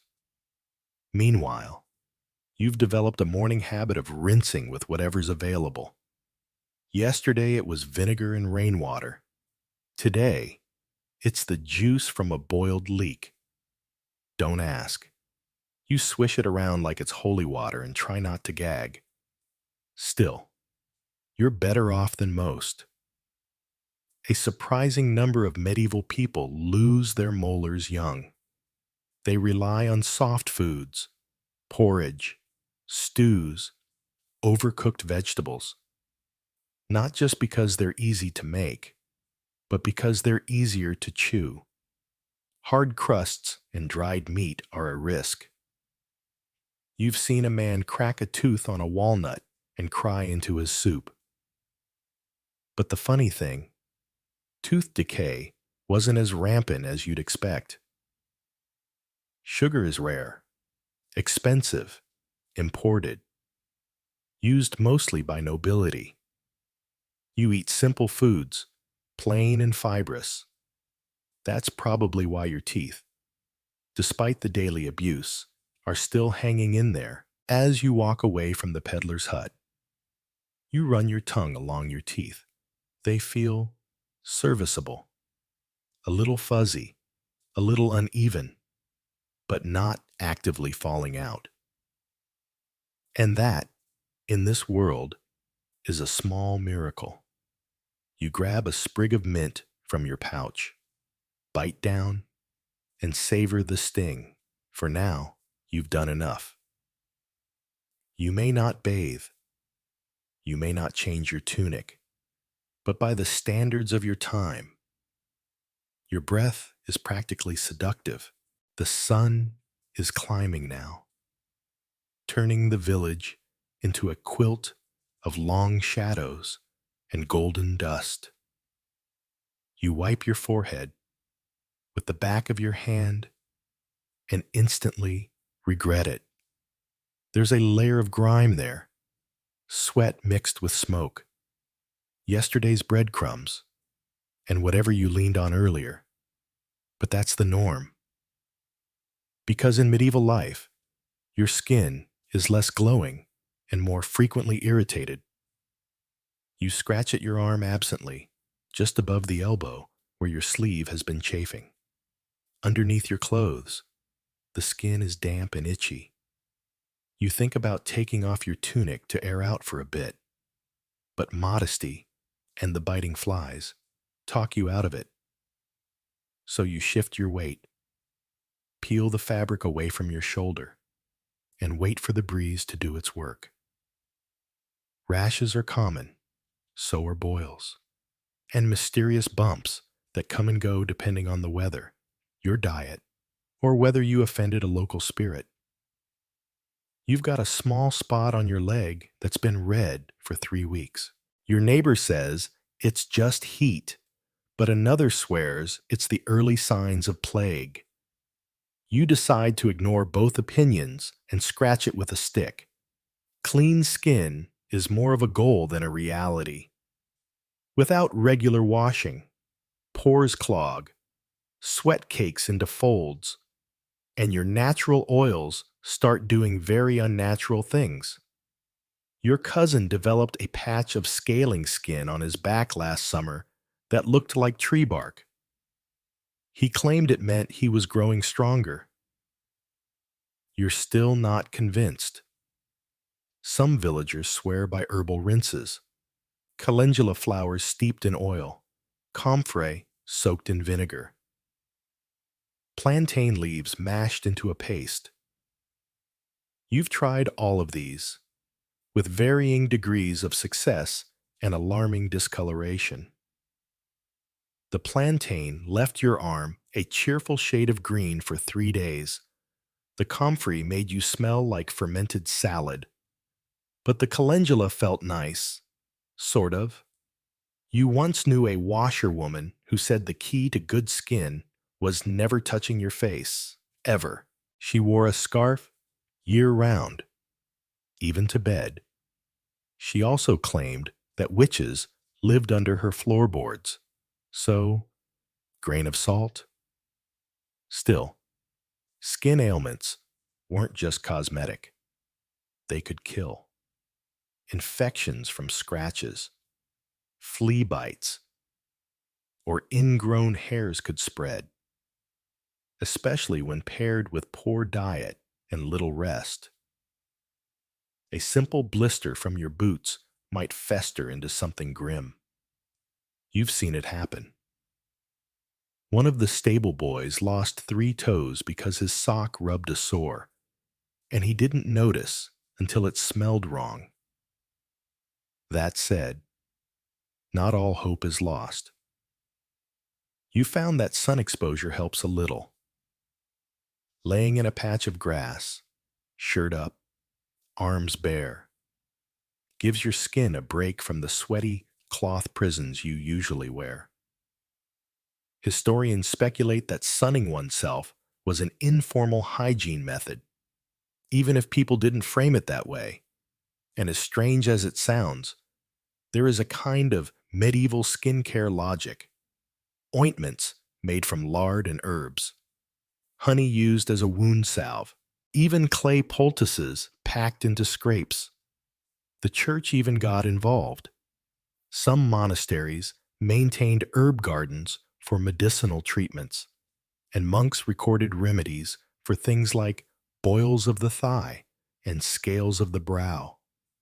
You've seen one of these dusty tomes. The illustrations were vivid. Still, one thing's clear. No matter what you do, your skin will rebel. Between the smoke from cooking fires, the coarse wool rubbing your neck, and the bugs that somehow survive every winter, there's always something itching, oozing, or flaking. You find a bench near the well and take a seat. A merchant passing by glances at your arm and winces. "Heat rash?" he asks.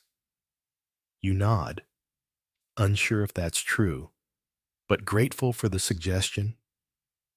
He offers you a bit of elderflower tonic, which smells like wet hay and regret. You dab a little on your wrist anyway. What's the worst that could happen? As the breeze finally picks up, you roll up your sleeves and let the air hit your skin. It's not a bath, not even close, but it's a moment of relief. You close your eyes and lean back, letting the sun warm your face and the dirt dry just slightly on your arms. It's not clean, exactly, but it's not as dirty as it was. And for now, that's enough. A bell rings faintly from the village chapel. 2 quick clangs followed by silence. Midday. The farmers break for bread and a sip of ale. Somewhere behind you, a group of children chases a chicken through a puddle. Shrieking with delight, you watch from the shade and think about how clean they aren't. But it's different for kids. They're expected to be muddy and sticky. You're expected to at least pretend you've washed recently. And whether or not you actually have, well, that depends on your status. Cleanliness in medieval life isn't just about access to water or soap.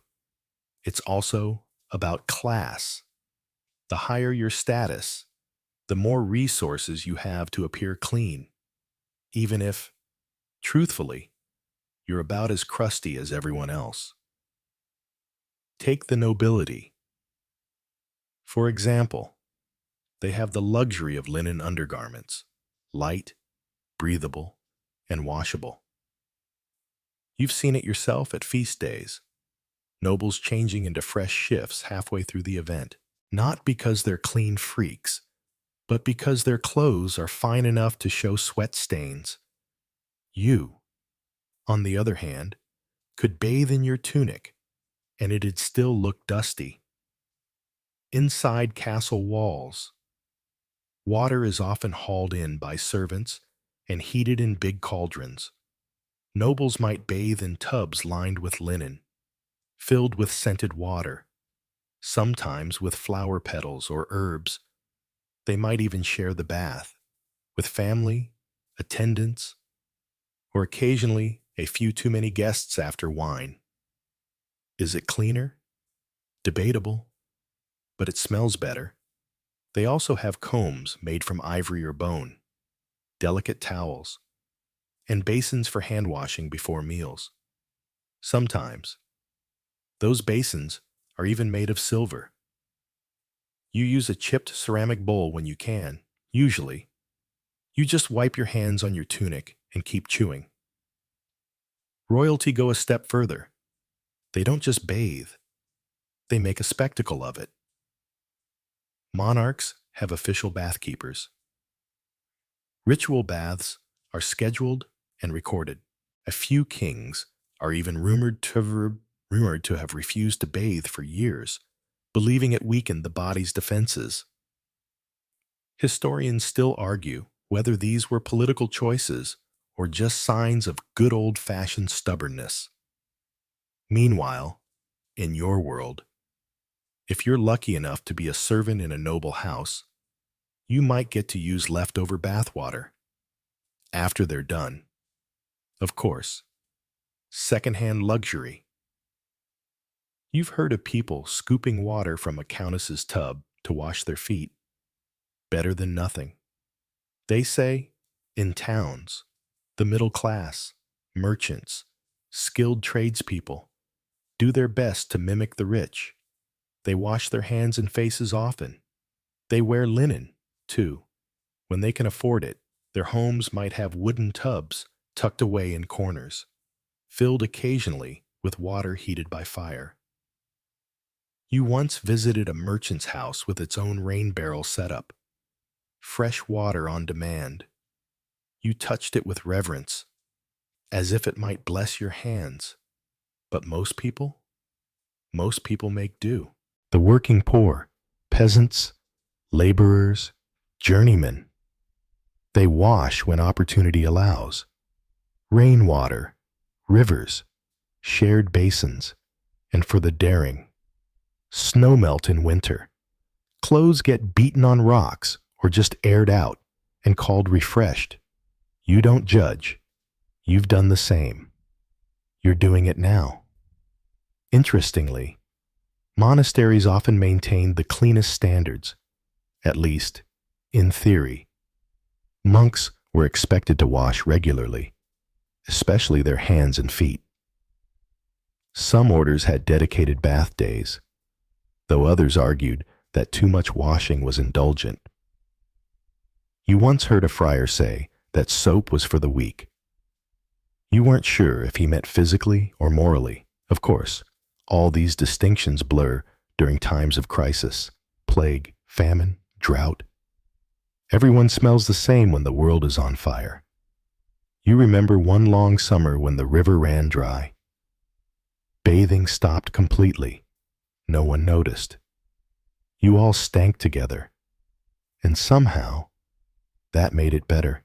You scratch behind your ear, wondering if nobles ever had to do the same. Probably not in public. Probably not at all. If they had enough rose water and minions to dab their temples. Still, there's a strange comfort in knowing that even lords and ladies had their own grime, hidden beneath silks and powdered wigs. Cleanliness is a costume. The only difference is how convincing yours is. You stand and stretch, your own costume, threadbare, sweat-streaked, herbal-scented in patches, will do just fine. It's not about being clean. It's about looking like you tried, or at least smelling like rosemary instead of onions. And today, you're calling that a win. As you wander past the chapel and toward the edge of the village fields, you hear a low, rhythmic chant drifting from the stone cloister beyond the hedgerow. Monks, singing their midday prayers. Their voices hum like bees in a distant hive. Gentle, steady, and somehow clean. Which is odd, because when it comes to bathing, religious folks are wildly inconsistent. Some monastic orders, like the Benedictines, encouraged cleanliness within reason. Their rulebooks mention regular foot washing, shaving, and even communal baths on certain days. Others, however, leaned fully into filth as a form of piety. Dirt was seen as a spiritual badge of honor, proof that you had rejected earthly pleasures, including comfort, scent, and presumably friends. You duck behind a bush, plop down on a mossy stump, and think about your own experience with holy hygiene.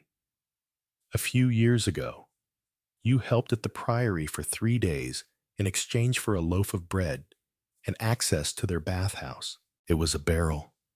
Really lukewarm, murky, but divine.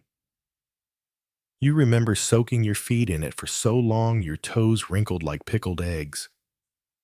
The monks treated washing as a structured event.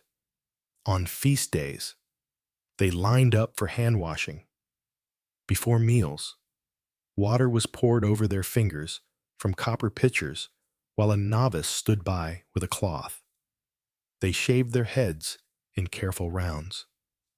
Tonsures, as they called them, leaving a strange circle of bare skin at the crown, which somehow looked both clean and cursed. But not all monasteries had such luxuries. In smaller or poorer ones, baths might happen only a few times a year. If that, in those places, a monk might go years without fully washing. One old friar claimed that cold water tempted the flesh. You weren't sure if he meant lust or hypothermia. The paradox of religious hygiene is this: Purity of soul didn't always require purity of body. In fact, the two were sometimes seen as opposites. Saints and mystics were known to deliberately avoid bathing, wear scratchy hair shirts, or even roll in ashes to mortify the flesh. You once heard a tale of a holy woman who never bathed, claiming her scent would drive away vanity. It certainly drove away everyone else. Still, monasteries were also medical centers. Monks maintained herb gardens, recorded healing recipes, and even performed basic surgeries. Their cleanliness, especially in terms of hands and tools, often surpassed that of village healers.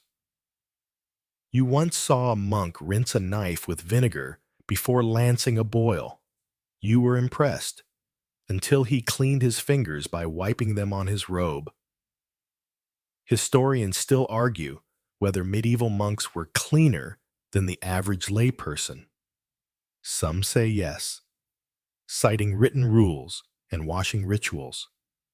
Others say no, pointing to the abundance of lice combs and foul-smelling cloaks found in monastic ruins. The truth, as always, depends on the order, the wealth of the monastery, and how much anyone cared about writing the truth down. You glance back toward the chanting voices. The song ends, and the birds pick up where they left off. Somewhere, a bell rings again. Time for the monks to return to work, study, or silent reflection. You wonder if they'll wash their hands again. You wonder if they ever envy you, scratching freely, soaking in puddles, smearing rosemary on your skin, without anyone accusing you of indulgence. Probably not. They have their routines. You have yours. Still, there's something oddly soothing about the idea of a life built around gentle rituals. Hand washing before prayers, shaving by candlelight, and maybe, if the season's right, a shared bath with lavender floating on the surface. For a moment, you consider joining the order. Then you remember the hair shirt. You stand up slowly, stretch your legs, and brush a few beetles from your tunic. You may not be a monk, but you have your own form of sacred hygiene, staying just clean enough not to be scolded, just scented enough to blend in, and just careful enough to keep most of your teeth. And that's more than enough holiness for one day. The path back toward the village winds between rows of half-tilled fields and freshly spread manure. You breathe through your mouth. You've gotten used to it, mostly, but there are days when even your nose says, "No thanks." This is one of those days. You press your sleeve to your face, hoping the faint scent of thyme still clings there.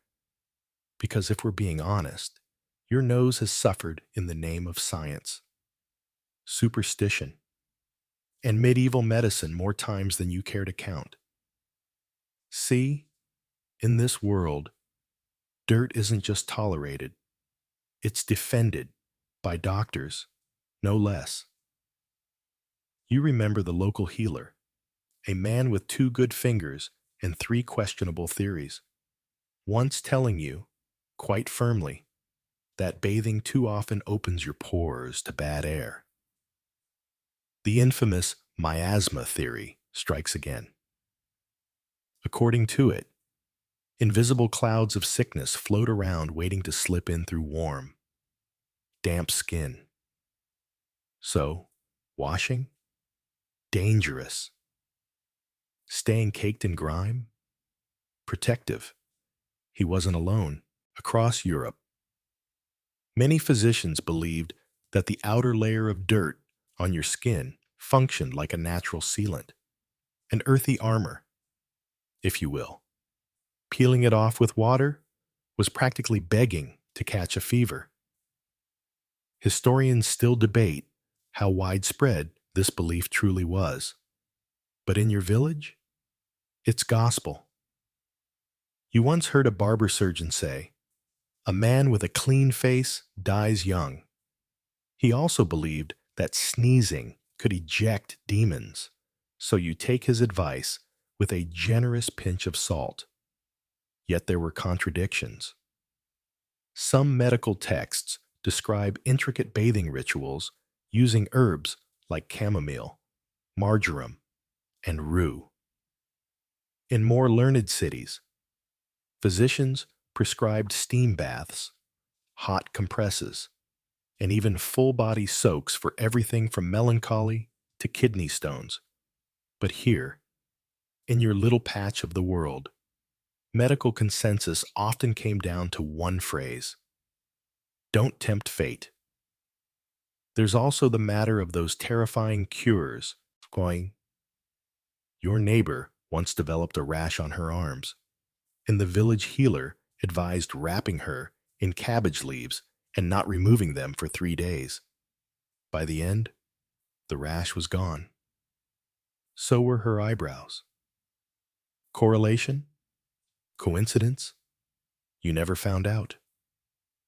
Another local remedy involved boiling snails in milk and applying the mixture to the skin. You tried it once, desperate to clear up a mysterious itch. It worked. Kind of. But you smelled like a damp forest for a week, and the snails were never seen again. You also remember the traveling apothecary who came through last spring. He sold little clay pots of cleansing balm that turned out to be bear fat mixed with dried sage. People loved it for exactly 2 days, until the fat turned rancid. The entire village smelled like a medieval barbecue until the rain came and blessed you all. And yet, even with all this, people still tried to stay healthy. You drink vinegar mixed with honey. You sleep with garlic tucked near your head. You spit 3 times before stepping over thresholds. Medicine may be messy, but it's also full of hope. Weird, greasy, occasionally dangerous hope. The irony, of course, is that some of the dirtiest people are the most long-lived. The blacksmith's grandmother is almost 90 and hasn't bathed in decades. She eats raw onions like apples and insists that her immune system is made of iron. Honestly, you believe her. At one point, you tried to create your own preventative powder: crushed rosemary, dried mint, and a touch of ash. You rubbed it under your arms and behind your ears. It smelled quite nice until it got damp, at which point you resembled a scorched salad. Still, the idea was there: a homemade shield against invisible threats. And while most of it is guesswork, there's something oddly comforting in it all. You might not have germ theory or proper antiseptics, but you do have a pouch full of dried sage, a healthy fear of wind, and the folk wisdom of 6 generations. You pause at a small crossroads, one path leading toward the healer's hut, the other back home. You take the latter. You're not sick, just sweaty, a little rashy, slightly itchy in places you won't name aloud, but alive.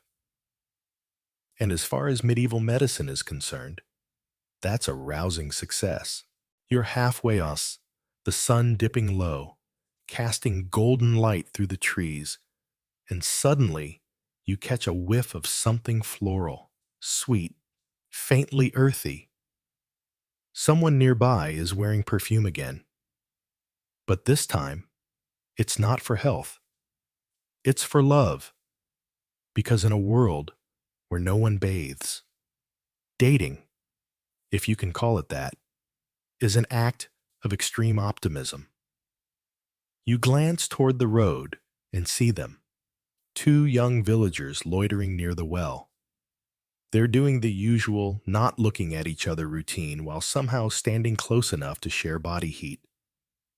He's clearly applied some form of clove, or maybe sage to his sleeves. She's got something tucked into her braid, rosemary, or perhaps just a sprig of something green that survived the sheep. They're trying. You respect that. And you remember, love in medieval times didn't wait for soap. You've courted before, sort of. There was that spring festival 2 years back when you danced with a miller's daughter and both of you smelled like smoked eel and damp hay. It wasn't exactly a fairy tale, but she laughed at your jokes, and you still remember how her hands were warm despite the wind. Affection was communicated through looks, gestures, and small, surprisingly intimate hygiene offerings. A shared sprig of mint, a comb passed quietly during a festival. You once gave someone your cleanest linen scrap. That was basically a proposal. Love letters exist, yes, but they're rare, especially here. More common are tokens. A flower pressed into a page of a prayer book, a bit of ribbon tied to a sleeve, or a pouch of scented herbs exchanged under a market stall table. You once witnessed someone receive a tiny soap fragment, real soap, from another village. You don't know if they got married, but frankly, they should have. And while most people don't smell great, lovers made the effort. They rinsed their hands in wine. They steeped their garments in rosewater before a tryst. One couple you know of stored their tunics together in a cedar chest so they'd smell like each other. It worked. They both smelled like wet bark. The noble classes had more options, of course. Courtly love demanded flowery language and even flowerier aromas. Aristocrats gifted perfume made from imported ingredients, ambergris, musk, even saffron. Love poems described not only eyes and hair, but breath and skin. She smells of lilies and rain. You once translated that as, she doesn't smell like sheep. Still, peasants found their own way. You remember being told that garlic was a sign of devotion. If someone didn't flinch at your breath, they were serious. You think that's romantic? Or terrifying? Possibly both. Historians still argue how much medieval people noticed the smells around them. Some say everyone was nose blind after years of communal living. Others argue that medieval noses were more sensitive because they weren't overwhelmed by perfumes and chemicals. You lean toward the second theory. You can detect 3 different kinds of stew from 50 feet away. You once sniffed out a chicken coop fire before the rooster even noticed. And despite all this, despite the grime, the sweat, the rare but intense attempts at washing, people fell in love. They married, they flirted, they whispered under stars, probably while both reeked of onions and turnip mash. There's something beautiful about that, real love, unfiltered. You walk past the young couple at the well. He's pretending to check the bucket rope. She's plucking at the hem of her sleeve. Their cheeks are pink, but whether from affection or heat rash, who can say? You wish them well, quietly, of course. Out loud would just embarrass them. As you pass, you catch a hint of their combined scent. It's not bad. Sharp with vinegar, yes, but softened by mint and a trace of honey. You smile. They're making it work. Against all odds. Against every rule of hygiene, logic, and nose. And honestly, that's kind of inspiring. The sun's nearly gone now, turning everything a sleepy shade of gold and gray. Chickens are muttering themselves to bed. Smoke curls from hearths, thick with the promise of turnip stew and boiled grains. You're headed back toward your hut, the day's dust clinging to your boots, the faint stick of dried sweat making your tunic tacky beneath the arms. And as you walk, you start thinking about something you've wondered before. Was it really always this filthy? You've grown up believing so. But lately, you've heard whispers, stories that suggest maybe people did bathe more often than you think, that perhaps history's reputation for medieval grime has been a bit exaggerated. Turns out, this isn't just a village rumor. It's an actual debate among scholars. And like most things in medieval life, the answer is complicated. Some evidence, illustrations, manuscripts, personal accounts, shows that people did value cleanliness and even pursued it deliberately. Bathhouses flourished in parts of Europe for centuries. Monks recorded specific washing rituals. Wealthy nobles kept perfumed towels and private tubs.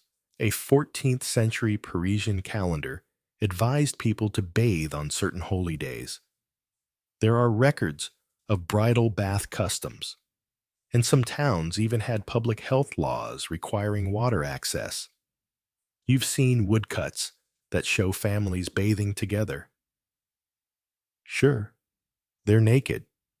And yes, they're sitting in the sea tub like slightly confused soup ingredients. But they look happy, calm, damp. In contrast, the notion that medieval people never bathed comes largely from later sources, particularly from the 18th and 19th centuries. Those eras loved to mock the Middle Ages as dirty, dark, and ignorant. It made them feel cleaner by comparison. Historians now suspect that some of this was unfair propaganda. And you believe it, sort of. Still, it's not like you're bathing every week, or month, or, well, let's not get into numbers, because even if people wanted to bathe, actually doing it was often difficult. Water had to be hauled, wood burned, space cleared, and if you were poor, alone, or simply tired, the effort seemed bigger than the benefit. So maybe the truth lies somewhere in the middle. People didn't avoid bathing because they were ignorant or lazy. They avoided it because it was hard, resource-heavy, time-consuming, sometimes even frowned upon by religious authorities, or misunderstood by doctors. But they tried, in little ways: herb rubs, face rinses, washing feet before bed, combings, perfume pouches. Linen underlayers changed when possible. And yes, even the occasional glorious, full-body soak in a warm, wooden tub. You reach your front door and pause, looking at your reflection in the window glass. Warped, smudged, but still there. You brush your hair back. Try to smooth the dust off your sleeves. The person looking back at you doesn't smell great, but they've survived another day. That counts for something. Maybe you'll rinse your hands before supper. Maybe you'll wipe your face with that vinegar-soaked cloth hanging by the hearth. Maybe tomorrow you'll even wash your feet. Or maybe not. Maybe you'll just sit by the fire, eat your stew, and lean into the comfort of being quietly, thoroughly, and acceptably medieval. Because whether people bathed a lot or not enough, they got through the days, like you, one dusty, sweaty, unwashed day at a time. You push open your creaky wooden door just as the last light slips behind the tree line. Inside, your hut is warm and dim, lit by the soft orange flicker of a tallow candle. The air smells like smoke, dried herbs, and something faintly sour. You hope it's the stew and not your feet. You close the door behind you, hang your hood on the peg, and exhale. Another day done. Another glorious, slightly itchy, profoundly unwashed, medieval triumph. Tonight is special. Tonight, you're going to do something rare, something bold, something you've been putting off for, well, longer than you'd admit. You're going to bathe, not a real bath, not one of those noble, perfumed, tub-filled, rose petal affairs, but a peasant's version, a bucket, a cloth, and just enough warm water to confuse your pores. You stoke the hearth, feed it a few twigs, and set a small iron pot of water near the edge of the flame. It won't boil. You're not that fancy, but it'll take the chill off. You strip down slowly, layering your damp, dirt-flecked tunic over the stool, then the undershirt, then the leggings. You consider burning them. You opt for folding instead. The air prickles your skin. Goosebumps rise instantly, but you feel lighter. You ladle warm water into a basin and dip the cloth in. The steam is faint, but it's enough. You press it to your face. The warmth sinks in. You close your eyes. You begin with your arms, rubbing gently, watching streaks of dirt melt into the water, elbows, wrists, hands. You find a scrape you didn't know was there. You find a patch of dry skin that looks like old parchment. You rinse and wipe and wring the cloth out again. Your back is harder to reach, but you manage, contorting with all the grace of a startled donkey. The cloth is cooling now, but you don't mind. It's still warm compared to the night air, still soothing compared to the stiff shell of grime you've been carrying. You think about the first time you ever did this. How strange it felt to touch clean skin again. You think about the stories of nobles who bathe once a month, or monks who soak their feet before prayer. You're not royalty, and you're certainly no monk. But tonight, you've joined the ranks of the clean, briefly, boldly. By the time you rinse your feet, the water is gray and cloudy. The cloth is stiff. You toss the water outside. No sense letting it sit and attract whatever wanders by in the night. You dry off with a linen rag that was once part of a curtain, and you slip into your cleanest tunic, which, to be fair, only smells moderately like stew. You sit by the hearth, cross-legged on the floor, letting the fire dry your hair. You don't need rose water or lye soap or a comb carved from ivory.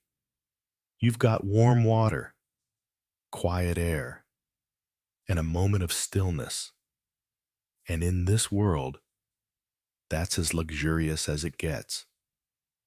Outside, the village has gone quiet. Just the occasional bark of a dog or the soft call of a nightbird in the trees. Your skin feels strange, lighter, more breathable. You wonder how long it'll last. A day? Half a morning? Either way, it was worth it. You stretch your arms overhead and sigh. Cleanish, relaxed, alive. That's all you can ask for. And if someone catches a whiff of rosemary on your sleeve tomorrow, let them wonder. The fire is low now. Just a few glowing embers nestled in the ash. The room is still. Your limbs are warm and heavy, and the quiet hum of nighttime has settled over everything like a thick wool blanket. You stretch out on your straw-stuffed mattress, pulling the rough linen cover over your body, and let your eyes close halfway. The air is cooler now, but you're not cold. The scent of smoke clings faintly to your hair, and underneath it, the gentler trace of thyme and warm water. Your skin tingles in places where the cloth touched it, like it's just remembered how to breathe. Outside, the village sleeps. The animals are quiet. The wind has died, and nothing demands your attention anymore. You've done all you can today. You've endured the sweat, the smells, the scratchy tunics, and the long debate with yourself about whether that bucket of water was worth it. It was. You think again about all the people who came before you, scrubbing faces with vinegar, combing lice from their hair, perfuming sleeves with lavender and hope. You think of the bathhouses now silent, the monks with their fragrant oils, the lovers who courted in spite of it all. You think, maybe, that surviving in this world is not about being spotless. It's about small comforts, a clean face, a cool breeze, a quiet fire. You shift a little deeper into your mattress, eyes heavier now, breath slower. Everything is soft. Everything is still. And tomorrow you'll wake up a little less clean, a little more tired, and a lot more human. But for now, you rest, and that's enough. We're stepping into the mud-caked world of a medieval peasant, barefoot, itchy, and very much underfed. But don't worry, you're not going to be tilling fields or scraping dung. Instead, you'll be drifting gently into a time where the word luxury meant something. Well, hilariously different than what it does now. Imagine waking up in a smoky one-room cottage. The thatch roof leaks when it rains. The chickens have wandered inside again, and there's a good chance a rat gnawed at your toe while you slept. But wait for it. There's an egg in your morning porridge. Not just oats boiled in water until it turns into glue, but an actual egg, cracked and stirred in. It's a big day.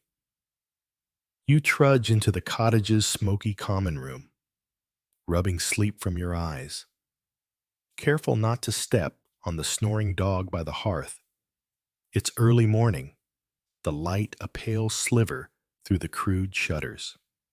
There's no real breakfast waiting, no bacon sizzling, no toast crisping, just a familiar cauldron hanging over the low fire, filled with a grayish blob of yesterday's porridge, now reheated with a bit of effort and hope. But today, there's something different. There, floating like a miracle in the bland sea of oats, is an egg, a whole, precious egg, cooked just enough to be creamy. You didn't get it from a market. You didn't buy it. One of the hens, those scrawny, unmotivated freeloaders scratching around the yard, actually laid one. And, shockingly, no one stole it before sunrise. Luxury. You know better than to eat it fast. The egg must be savored.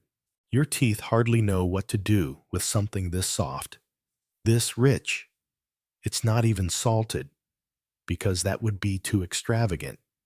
But the yolk coats your tongue in a way that almost makes you want to close your eyes and sigh.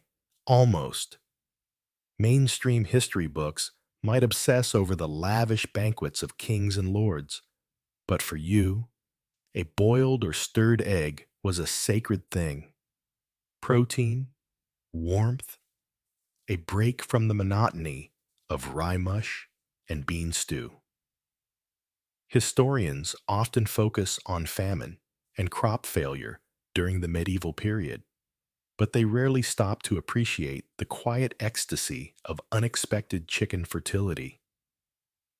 And there's debate, too. Some scholars still argue whether eggs were common enough among peasants to be a regular part of the diet, or whether they were snatched up immediately as goods to barter. Either way, you're not bartering today. You're eating like a baron. Around you, life stirs. Your mother adds a sprig of onion to the pot, hoping for a bit more flavor. But really, it's just a garnish on disappointment. Your younger brother is gnawing on a heel of black bread so hard it might be turning into a weapon. But you've got that golden center folded gently into the morning mush. A brief moment of glory before the day's labor begins. You hold the wooden bowl in both hands, letting its heat seep into your fingers. You blow on the steam. Inhale the earthy smell. More hay than breakfast, but still comforting. And when you take that first bite, there's no noise around you. No arguing. No chickens pecking. Just the warmth spreading down your throat and into your chest for a moment. You forget that your boots have holes, that your roof leaks, that your back already aches before you've even touched a tool. For a moment, you feel full. You lean against the table, letting yourself enjoy this ridiculous little triumph. You chuckle to yourself. An egg, that's all it took. You wonder what modern people would say if they knew how good this felt. Probably something about cholesterol. Your sister walks by, eyeing your bowl. She's trying to play it cool, but you know she's jealous. That egg might as well be a gold coin. You offer her a bite, because even in poverty, you're generous, or at least smart enough to keep her on your side when chores get divided later. And just as you're finishing the last bite, letting the yolk cling to the rough wooden spoon, you hear the sound of hooves outside. The stewards come to collect taxes again, probably asking for barley you haven't grown yet, but you don't move. Not yet. Not while that warmth is still in your stomach. Let him wait. The day ahead is going to be long. Dung to shovel. Fences to mend. Goats to chase. But this morning started with an egg. That changes things. Maybe not the world, but your world. Just a little. And tomorrow?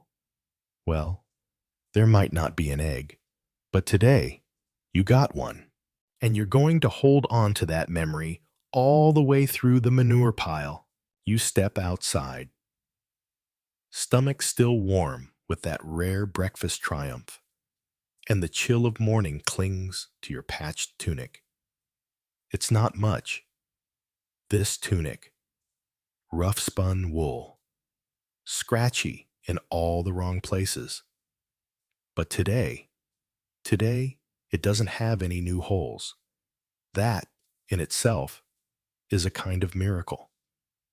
You run your fingers down the sleeve, surprised not to find a rip or unraveling seam.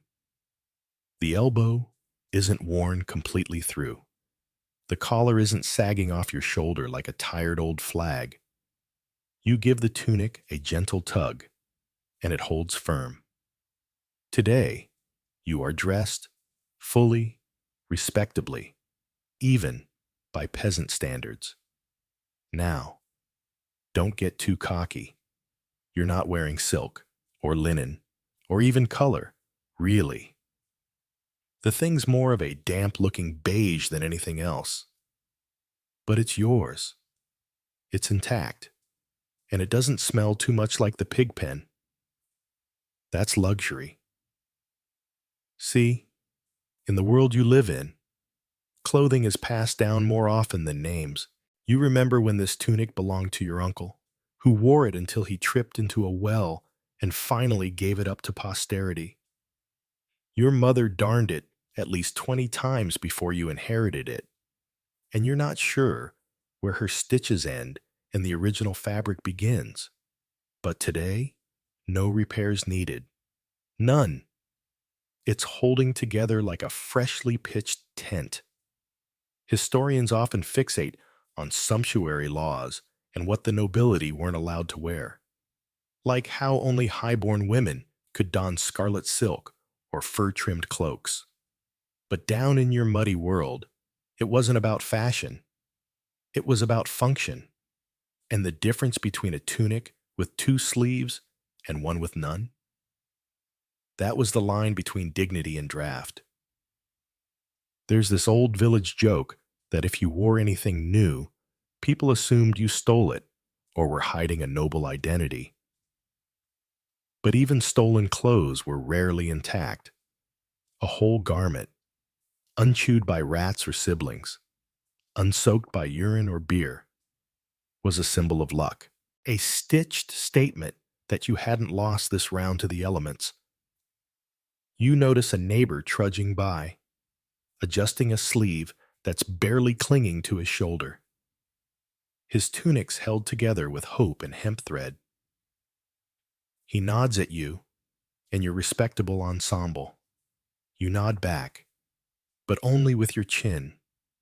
You can't show off too much. That would be asking for trouble. And as if summoned by envy itself, your cousin rounds the corner, proudly wearing a tunic dyed faintly blue. Blue! From woad, probably. The kind that smells like a sheep's backside while it's fermenting. It's patchy, of course, and faded to the color of melancholy spit, but it's still blue. You both pretend not to notice each other's outfits, but you exchange that unspoken peasant glance. Yeah. Today, we're both winning the cloth lottery. There's debate among scholars about how often peasants dyed their clothes.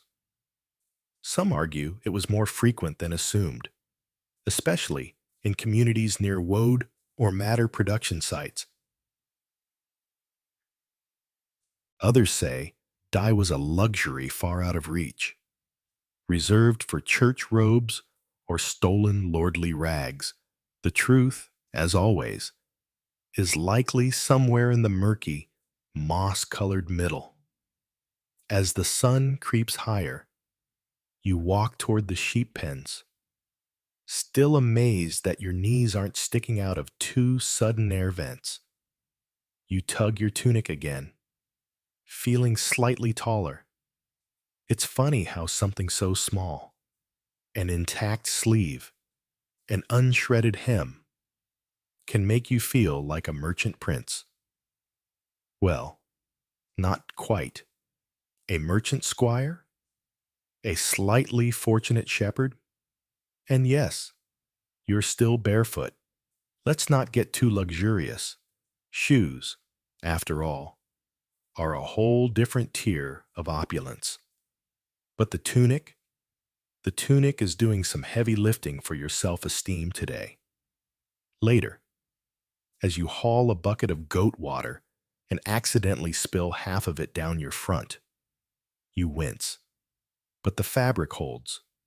No tear, no dramatic unraveling, just a damp patch and the soft satisfaction of durability. You mutter a blessing to whoever spun this wool, even if it was probably your grumpy aunt with the one tooth and the suspicious mole.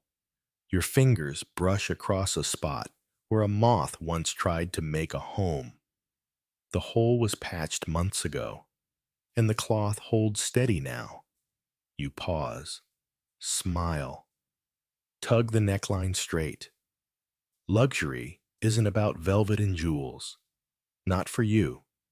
It's about not freezing through a tear you can't fix. It's about looking down and realizing, for one brief moment, you are wearing something whole, something that protects you. And in that soft, woolen embrace, with the sun warming your back and your belly still humming with eggy delight, you feel the tiniest bit content. But don't worry, that won't last. You make your way back into the house just as the morning chill starts to fade. The sun is creeping higher, and with it, the scent of warm hay, damp wood, and the faint musk of animal sweat rises from the ground. You're not eager to head back out yet. There's one more precious slice of luxury to be had. Today, you slept without fleas. You didn't even realize it at first. You just woke up and weren't itchy. No red welts. No desperate scratching under your armpits or behind your knees.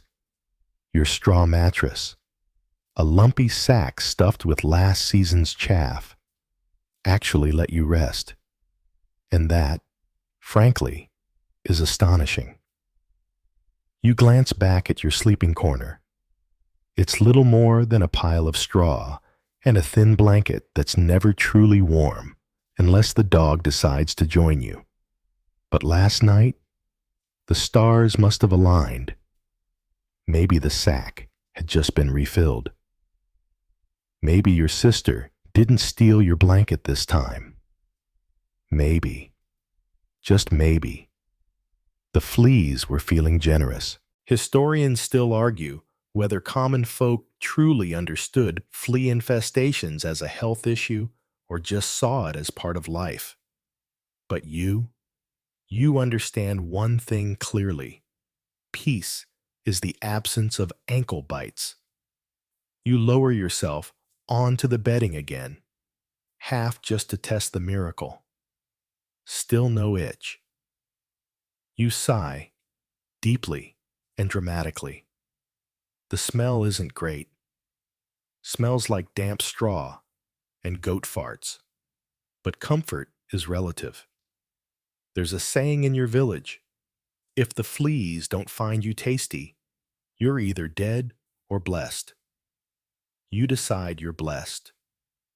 Your younger brother stirs in his corner, muttering something about phantom cows in his dreams. You ignore him. The whole house is quiet, except for the chickens cooing gently and someone outside failing to chop firewood quietly. You take another moment to savor this absurd victory. See, sleep is complicated in your world. It's segmented. First sleep, then a break, then second sleep. No fancy memory foam mattress. No blackout curtains. No melatonin gummies. Just straw, a hope, and a prayer to Saint Hubert that tonight won't end with you chewing on your own arm in frustration. But last night, you may have actually made it from sunset to rooster crow without needing to roll over even once. That's practically a spa day.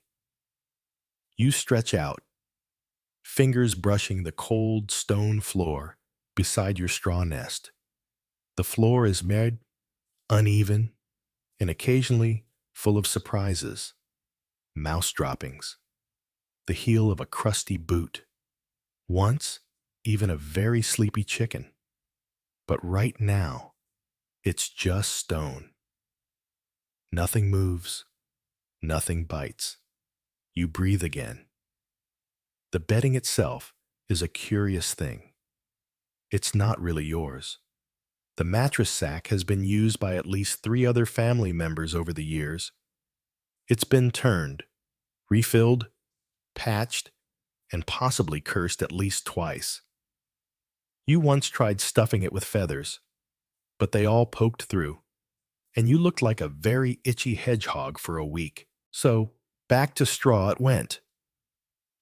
Historians often gloss over peasant sleep, as if it didn't happen, or wasn't worth mentioning. But you know how wrong that is.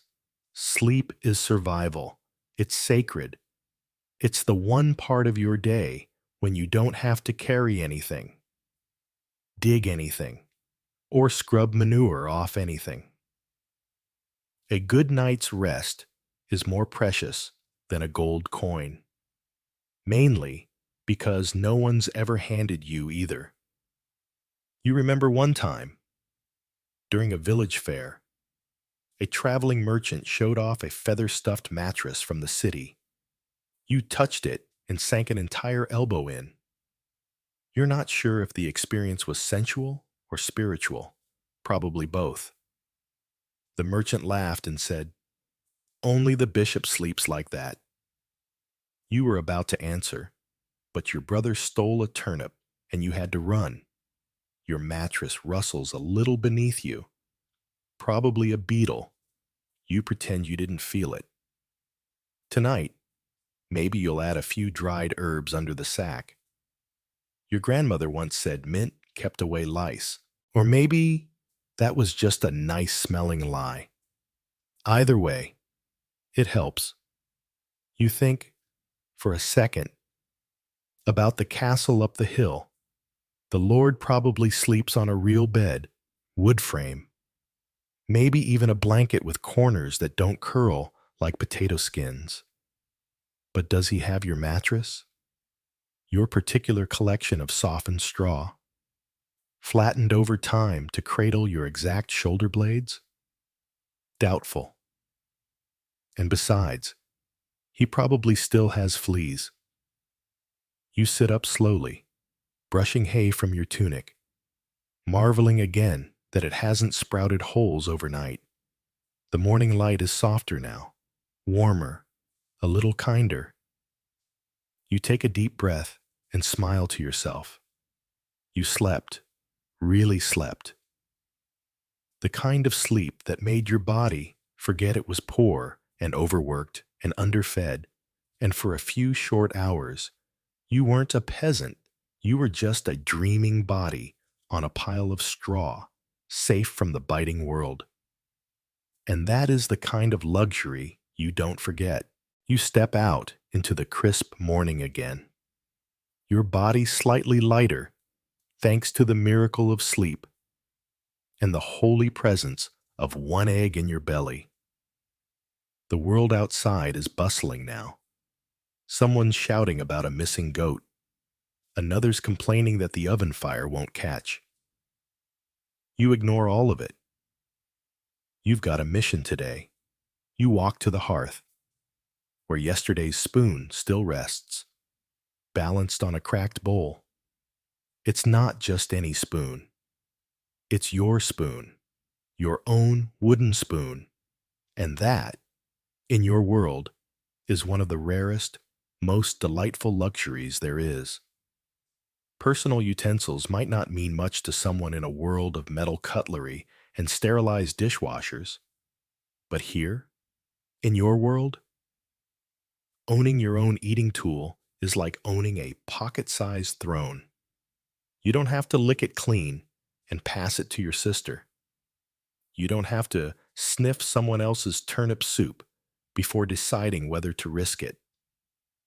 This one is carved from elderwood, clumsy and crooked, but it fits perfectly in your hand. And most importantly, it's not shared. Historians debate how often peasants had personal utensils at all. Some argue most households shared a communal set, while others point to archaeological finds, wooden spoons whittled down from simple sticks, as evidence of individual ownership. You know the truth. If you had one, you guarded it. With your life, you tuck it into your belt like a dagger. It's your lunchtime lifeline, your porridge partner, your splintery badge of honor. It's seen things, onions, beans, the occasional bit of stringy pork. It's even been washed once. Once. With rainwater and a bit of moss. You still remember the softness of the moss. Very exfoliating. You sit down on a tree stump to admire your spoon like a knight inspecting his sword. The handle is smooth from use. It's slightly chipped at the edge, but that only makes it more yours. There's a smear of yesterday's stew still clinging to it, and you debate whether to wipe it off or consider it seasoning. You opt for seasoning. Flavor is rare. Why waste it? You remember the time your uncle borrowed your spoon and returned it smelling like fish. You didn't speak to him for 3 days. It wasn't even good fish. It was river fish, muddy, bony, the kind that looks at you like it died out of spite. The spoon took a week to recover. Once, during a festival, you saw someone eating with a metal spoon. Bronze, maybe. It glinted in the sun, like something out of a bard's song. The kind of utensil you'd expect to find at the Lord's table, dipped into sweetmeats or curds with honey. You stared at it the entire meal. The boy using it looked smug.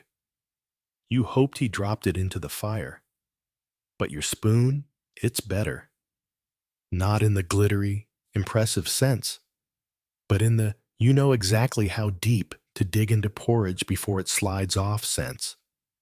You've practiced. It's shaped like your appetite, and it never leaves your belt unless you're eating or threatening to, because, yes, you've threatened with it before. Your brother tried to take it once. You brandished it like a sword and declared, "Touch this spoon, and you'll eat from the dog's bowl for a week." He believed you. You're not sure if he was scared of you or the spoon. Probably both.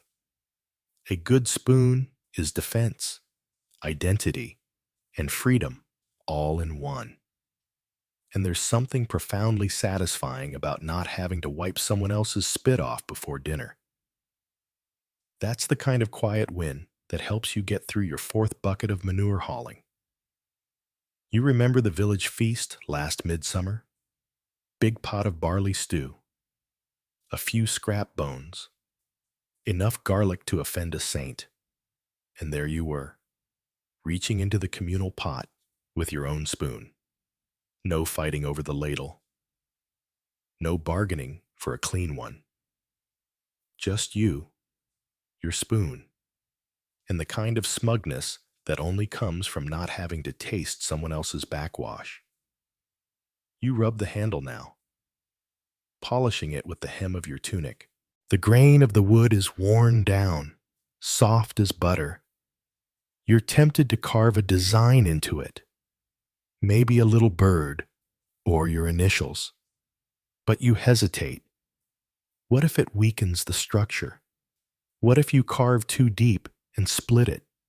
That's not a risk you can take, because once a spoon breaks, it's a long way back to freedom. You'll have to borrow someone's. You'll have to share. And nothing ruins a meal like watching someone else's teeth clack against your personal utensil. So today, as you hang the spoon back by its little leather loop, you smile. You've got one thing in this world that's entirely yours. Not the land you work, not the food you grow, not even the bed you sleep in. But the spoon, that's yours. Through thick and thin, mostly thick, especially when the stew's gone cold. And that, in a world where so little belongs to you, is a kind of medieval luxury that no lord could ever understand. Your spoon secured, your belly not grumbling, for once, and your tunic still in one piece. You shuffle outside toward your usual post behind the pig pen, trying not to think too hard about what comes next. The air is heavy with dew and distant smoke. Somewhere, a rooster is having an existential crisis. Then it hits you. Not metaphorically, literally. Manure, a fresh steaming pile delivered by the most enthusiastic cow in the village. Your task today is simple. Move it. But here's the twist. You don't have to. That's right. By some rare twist of fate, or perhaps because your older cousin is finally being punished for stealing an onion, you've been excused from manure duty today, and this, more than the egg, the tunic, the flea-free nap, or the personal spoon. This is the real jackpot. Because if luxury is comfort, then avoiding excrement is the medieval equivalent of being upgraded to first class. You pause to revel in your fortune. You watch from a safe, blessed distance as your cousin trudges past, a wooden spade slung over his shoulder, his face already locked in the grimace of one who knows his entire morning will smell of bovine despair. You lift a hand in a lazy wave. He does not wave back. Understandable. Historians still argue whether peasant children were truly assigned such unpleasant chores daily, or if manure management was more seasonal. Some argue that children were spared when possible, while others say the opposite, that the youngest were stuck with the smelliest jobs because, well, hierarchy starts young. All you know is that today, you are not that poor soul. Today, you are manure-free. Instead, you get to do something. Well, not better exactly, but cleaner. Fetching kindling, still tiring, still repetitive, but blessedly free of anything that sloshes, steams, or smells like the inside of a goat's mouth. As you meander toward the woodshed, you pass the steaming pit. The heat radiates like a curse. The flies are already gathering, preparing to conduct their buzzing symphony. Your cousin sighs so loudly it echoes. You can't help it. You smile just a little. There's a rhythm to this life, and for once, the beat is skipping over you. No hauling wheelbarrows of compost, no accidental sloshes down the leg, no slipping on a particularly fresh pile and trying to play it off like you meant to sit down in it. You remember a time last spring when the cow had a bad oats day and half the village was affected. You still think of that day as the Great Stink. Your mother burned 3 skirts trying to salvage some dignity. The memory alone makes you double grateful now. As you gather sticks from behind the barn, you hum to yourself a rare tune, something cheerful and almost melodic, stolen from a traveling bard and remixed with your own sense of humor. You snap twigs with a sense of purpose. Not quite dancing, but definitely not sulking. The pigs grunt nearby, indifferent to your freedom. You nod at them respectfully. They're professionals. They live in the stuff. You are but a visitor who's been spared. There's a saying in your village. If you're not shoveling it, you're standing in it. But today, neither. Today, you're dry. You're clean. You're practically floating. You spot a neighbor's boy hauling 2 heavy buckets of chicken droppings toward the compost pit. He sees you lounging with your neat little bundle of sticks and raises an eyebrow. You shrug like royalty. He groans. There's a very specific kind of smugness that comes from not having to handle poop.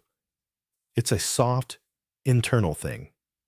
Not bragging exactly, but a warm glow that radiates from your armpits outward, like, today, I will not stink.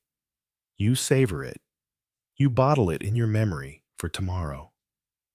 Because tomorrow, let's be honest, the luck will likely run out. Back in your yard, you toss the sticks down by the hearth. The fire will thank you later. You dust your hands dramatically, knowing full well they're still cleaner than usual. You resist the urge to sniff them. That's just asking for a jinx. You flop down on your favorite log. The sun is climbing. The sky is blue. The flies, while present, are not orbiting you. Life is good. You glance at your cousin again. He's still knee-deep in, well, let's just say you don't envy his shoes. You consider the cosmic balance of things. You're not rich. You're not powerful. You're not even particularly clever. But today, the gods, or perhaps the village steward, have smiled upon you. You're spared. And in a world where most luxuries are beyond reach, not smelling like fermented sadness counts for a lot. You lean back, close your eyes, and bask in the sweet, sweet luxury of doing anything else. The sun climbs higher, and the village begins to buzz with that familiar midday drone. Roosters still crowing, even though they've already missed their window. Carts creaking over rutted tracks. Someone shouting about missing geese. You're still feeling smug from your manure-free morning. And now, there's something else on the horizon, the promise of ale. You're not talking about the thick, syrupy kind poured in silver goblets at a noble's feast. No, no. This is weak, watery, slightly sour village ale, brewed in someone's half-cleaned cauldron behind a smoke-stained cottage. And yet, it's glorious, because today is a saint's day, and that means a communal meal, a pause in chores, and, if you're lucky, a mug of ale that's stronger than your little brother's bathwater. It's one of the few times the entire village comes together without screaming. Or rather, with joyful screaming, usually set to music. Historians tell us that alcohol was a staple in medieval peasant diets, not just for pleasure, but because the water was often unsafe to drink. Ale was the liquid of life, and while the monks up the hill brewed the good stuff, down here, you made do with what you had: barley, yeast, a bucket, and hope. You shuffled toward the gathering crowd near the village square, a flattened patch of dirt ringed with muddy footprints, bent fence posts, and the occasional goose acting like it owns the place. There's already a long table dragged out of someone's barn, sagging slightly in the middle.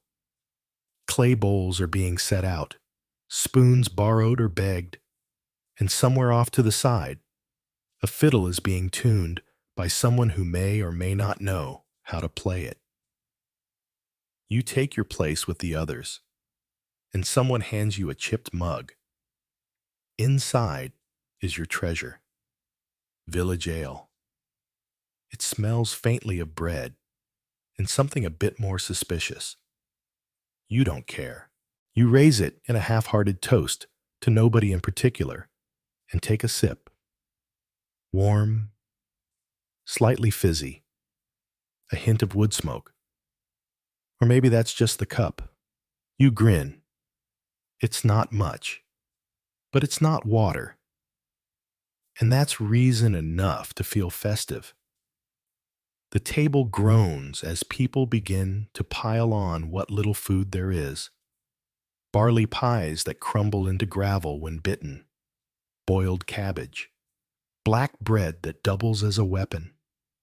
Someone even brought a pie with onions. You gasp internally. Who's showing off? Across from you, old Hilda is already tipsy. She's had half a mug and is swaying like a tree in a gentle breeze. She starts humming a tune that might be a hymn or might be about pigs. It's hard to tell. Either way, you hum along. The air is thick with the smell of overcooked turnips and smoke. A dog barks, a baby cries.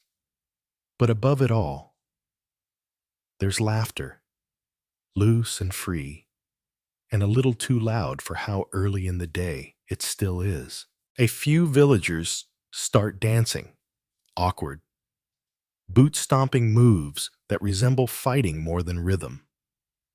You clap along, mostly to avoid being dragged into the fray. Your spoon stays tucked in your belt like a silent chaperone. You sip your ale slowly, too quickly, and you'll miss the subtle flavors, like moss? No, that's definitely moss. Scholars often debate the alcohol content of peasant ale.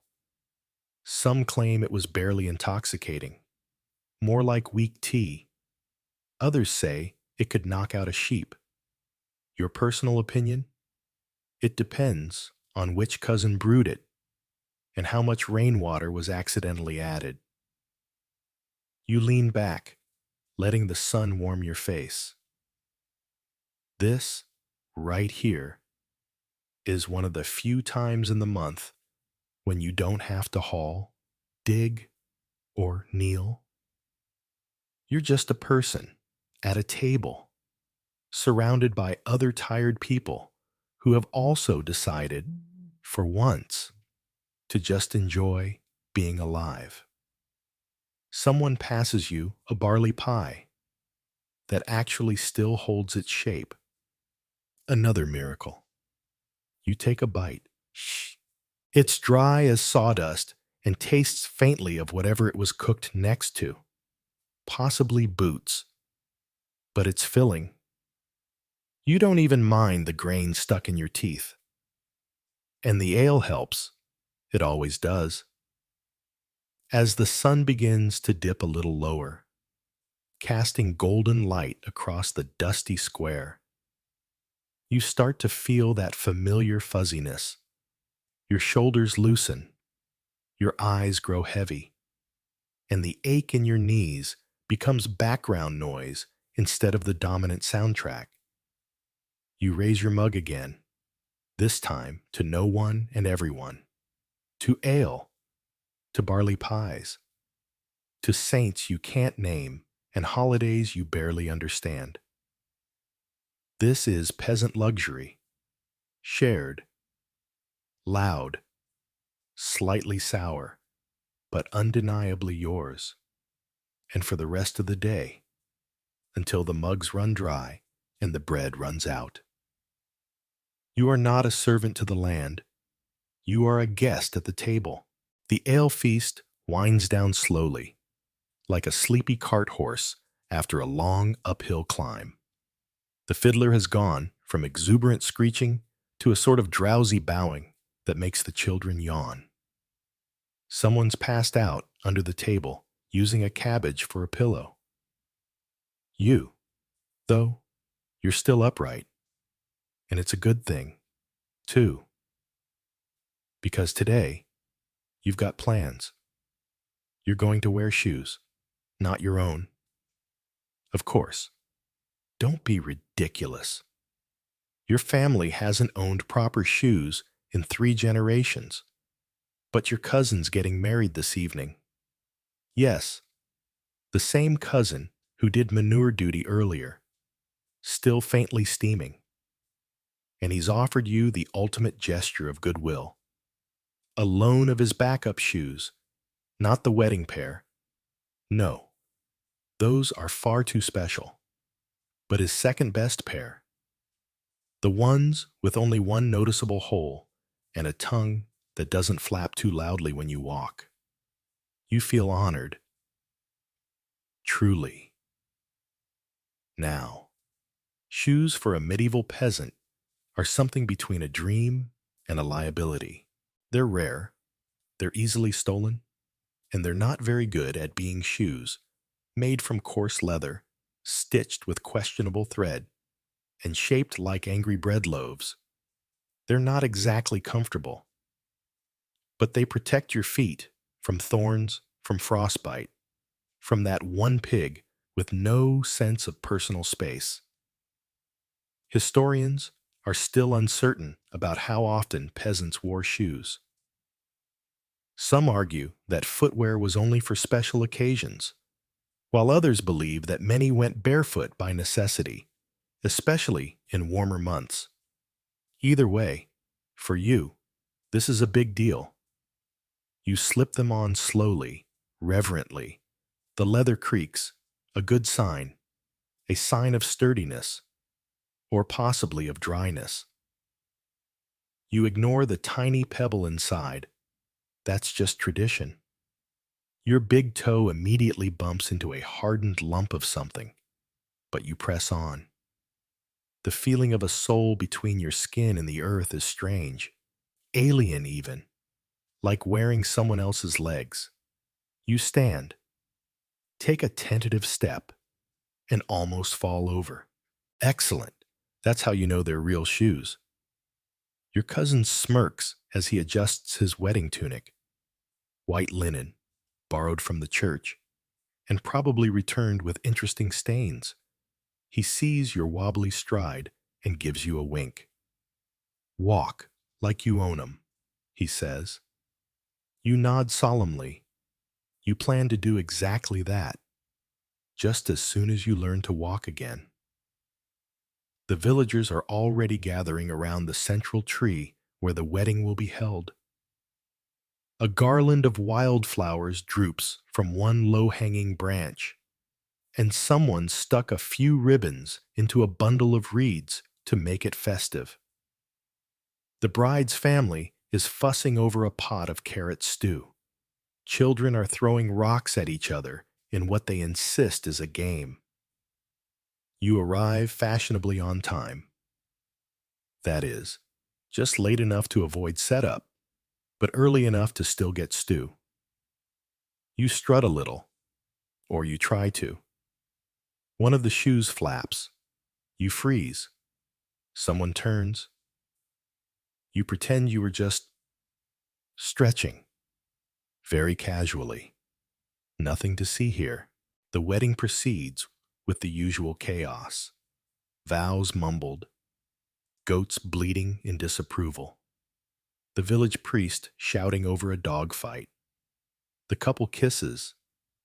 Someone cheers. And then it's time to dance. You panic. Dancing in borrowed shoes is a tightrope act. Too much enthusiasm, and you'll twist an ankle. Too little, and someone assumes you've grown melancholy and tries to marry you off next. So you choose the middle path, an awkward shuffle with just enough footwork to show participation, but not enough to damage the merchandise. Someone claps you on the back. You nearly trip. Another person spins you in a circle, and you momentarily lose sight of the sky. The shoe shifts. The flap begins to open, like the mouth of a yawning frog. You stop. Compose yourself. Stomp it closed. Smile. You think to yourself, this is how nobility must feel. Walking on stitched leather. Dancing without stubbing a toe. Celebrating without worrying that a chicken might make off with your last sock. Sure, your feet are sweating, And yes, the shoes smell like sadness and old cheese.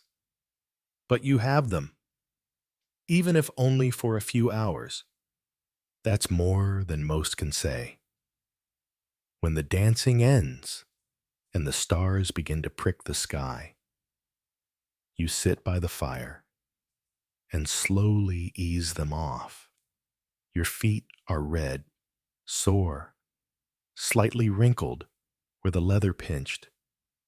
But oh, the power you felt, the protection, the illusion of status for a little while. You weren't barefoot and dusty.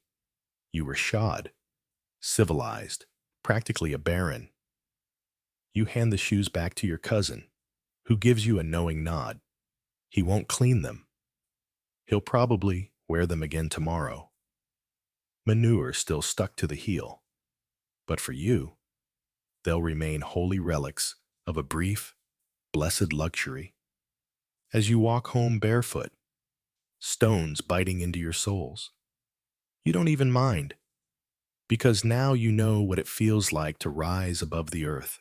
The night after the wedding is cool and damp. You crawl under your itchy blanket, feet sore, but heart content, still thinking about the flap of that borrowed shoe slapping the earth like applause for your temporary glory. You drift into sleep quickly, dreams filled with onion pies and ribbons. But the next morning, rain. Not a nice, cozy drizzle. Not a gentle mist like a shepherd's sigh. No, it's the sideways, sneaky kind that soaks you before you've even opened the door. The kind that comes from under the clouds, between the roof slats, and inside your left boot, if you were lucky enough to still have one. And now, a new kind of luxury presents itself. Rain that misses your roof. You sit up, blink twice, and realize you're not wet. Your ceiling, that woven miracle of thatch, moss, and a dozen angry attempts at repair, is holding. No drip, no drip. You glance around the room in disbelief. The spot over the fire pit is dry. The corner over your sister's bed, also dry. Even the window, usually a reliable leak, is holding back the weather like a warrior. You smile slowly. The roof has held. The roof has held. For a peasant, that's the architectural equivalent of winning the lottery. Thatch roofs are temperamental things, made from bundles of straw or reeds and bound with rope or twine. They're cozy in theory, but moody in practice. You've patched this one more times than you can count, usually with your own shirt, while muttering threats to the sky. Historians note that thatch, while common, varied wildly in quality. Some homes used wheat straw, others marsh reeds. Some thatchers were skilled, others were drunk. You suspect yours was both, depending on the week. But today, regardless of who tied what where, your ceiling is dry. You stand up cautiously, waiting for the betrayal. Sometimes the leak only appears after 3 steps. But no, your socks, well, sock, singular, stay blessedly dry.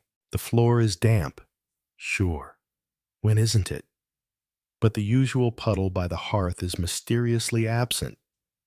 You look up at the ceiling beams like they're holy relics. You whisper a thank you to the universe.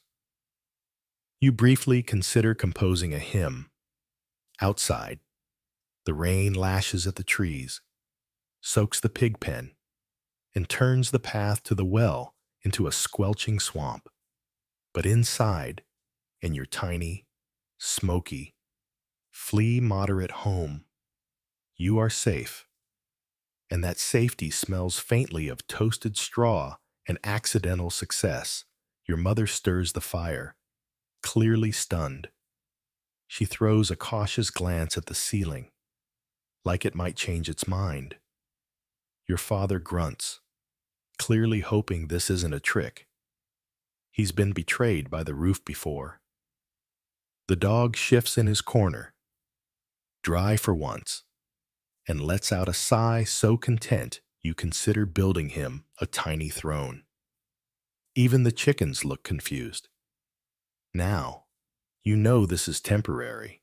Tomorrow, the wind could shift, blow a tile loose, send a squirrel skittering through the rafters, and undo everything.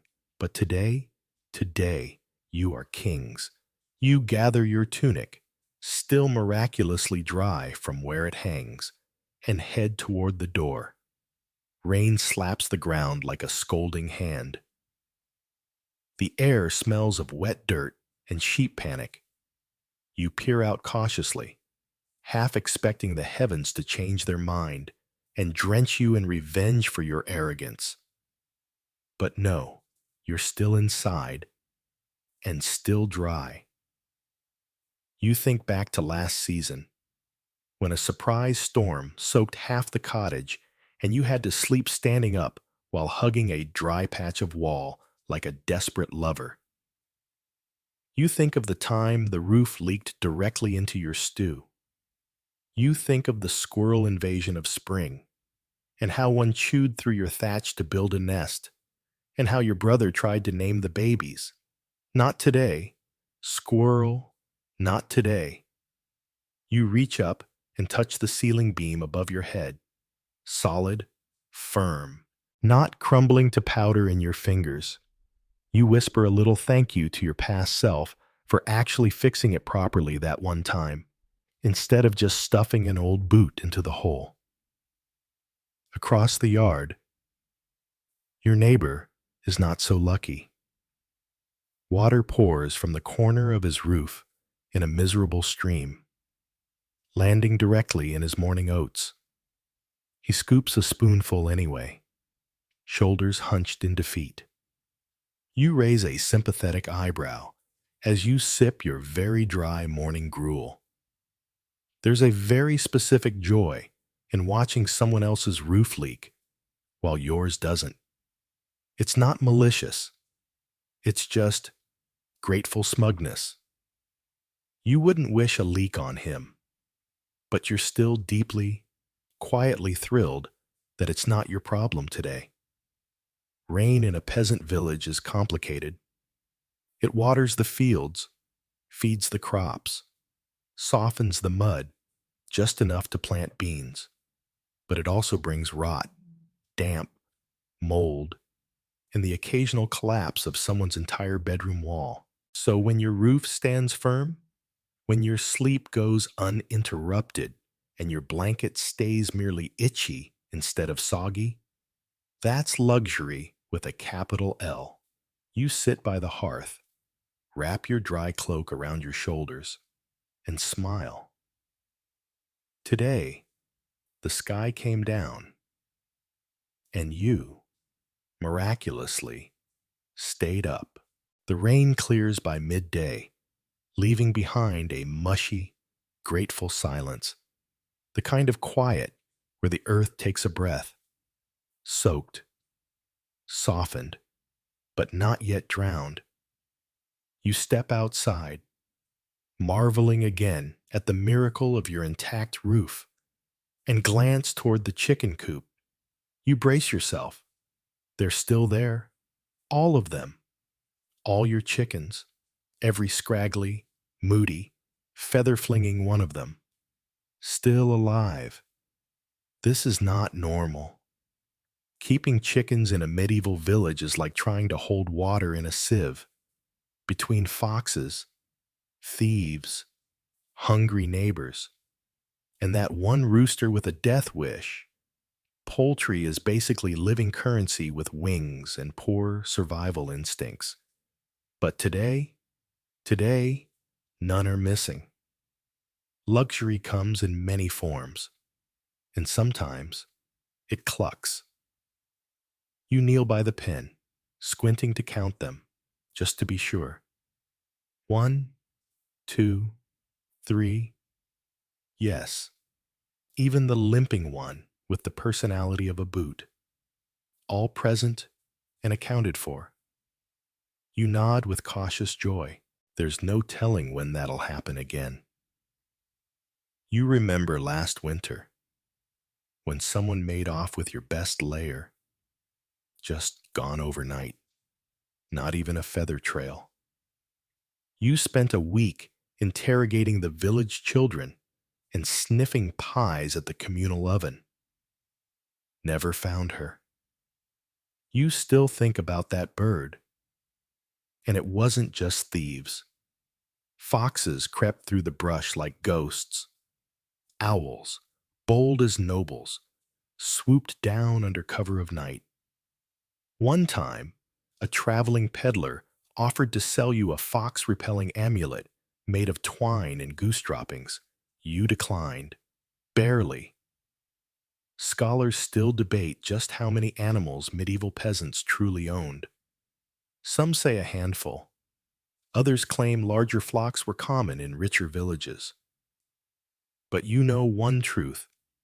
However many you had, they were never enough, because something always took them. But not last night. You reach into the coop and scoop up one of the hens. She squawks in protest, flaps half-heartedly, then settles into your arms like a slightly judgmental pillow. You smile. She's warm, and more importantly, yours. You stroke her gently, feeling the small bones beneath her feathers. She's not much to look at, patchy, half blind in one eye, and prone to sitting in puddles. But she lays, not often, but enough to justify her presence. And she hasn't attacked a child in at least a month. Progress. You glance at the gate, still latched. The fence, holding. You do a quick check of the surrounding yard, just in case. No prints, no feathers strewn in panic. Just soggy earth and the faint scent of cabbage from the neighbor's garden. You exhale. You think back to that one night, 3 years ago, maybe, when a fox dug under the fence and took everything. You'd fallen asleep with your boots still on and woke up to silence. No squawking, no flapping, just emptiness. It was like the soul had been scooped out of the yard. Your sister had cried. Your mother had sworn so creatively the priest wouldn't speak to her for a week. You had to trade your only pair of dry socks for a half-grown hen. You don't like to talk about it.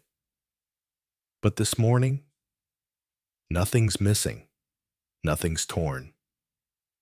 No feathers drifting on the breeze, just you. A dozen confused birds. And the rare sensation of not losing. You place the hen back down gently and sprinkle a few crumbs from your pocket. Leftovers from the feast. Mostly bread ends and one miraculous lentil. The birds descend like a feathery mob, pecking the dirt with mechanical urgency. You watch them work, marveling at how something so dumb can be so valuable. A chicken means eggs, means barter, means breakfast. You might not have coins, but you've got hens. That's a kind of wealth. Loud, dirty, and prone to wandering, but wealth nonetheless. Your neighbor peeks over the fence, eyes narrowing. You nod, friendly but firm. He smiles, but you've seen that smile before. The kind that means, if one of those hens ends up in my yard tonight, I'll consider it divine providence. You move the feed bucket a little closer to the coop, just in case. Later. You'll add a few stones along the bottom of the fence, patch a soft spot near the gate, maybe sprinkle some human hair around the perimeter. Old Hilda says it keeps foxes away. Might just be her way of getting free haircuts, but it's worth a try. For now, you lean on the fence post, watching your flock peck and bicker. The rooster fluffs his chest and struts like a drunken bard, but you let him have his moment. He's loud, he's useless, but he's yours, and so are they. Feathered, fussy, and forever trying to escape, but alive. You smile, you have your chickens. No one else does. That's luxury. It's late afternoon now, and the golden light falls in soft stripes across the yard. Your chickens have retreated under the eaves to gossip about worms. The puddles are drying. And you, lucky soul that you are, make your way toward the hearth for one more small miracle. For 5 whole minutes, just 5, you get to sit by the fire, alone, no one yelling, no sibling elbowing you in the ribs, no neighbor barging in to borrow a coal and casually stay for 3 hours. Just you, a flickering flame, and the rare joy of heat hitting your knuckles at the same time as your toes. Fire, in your world, is not romantic. It's not cozy. It's not that crackling fireplace from someone's holiday postcard. It's practical. It's survival. But today, it's also personal. You ease down onto the 3-legged stool, still warm from where your grandmother had it tucked under her, and stretch your hands toward the embers.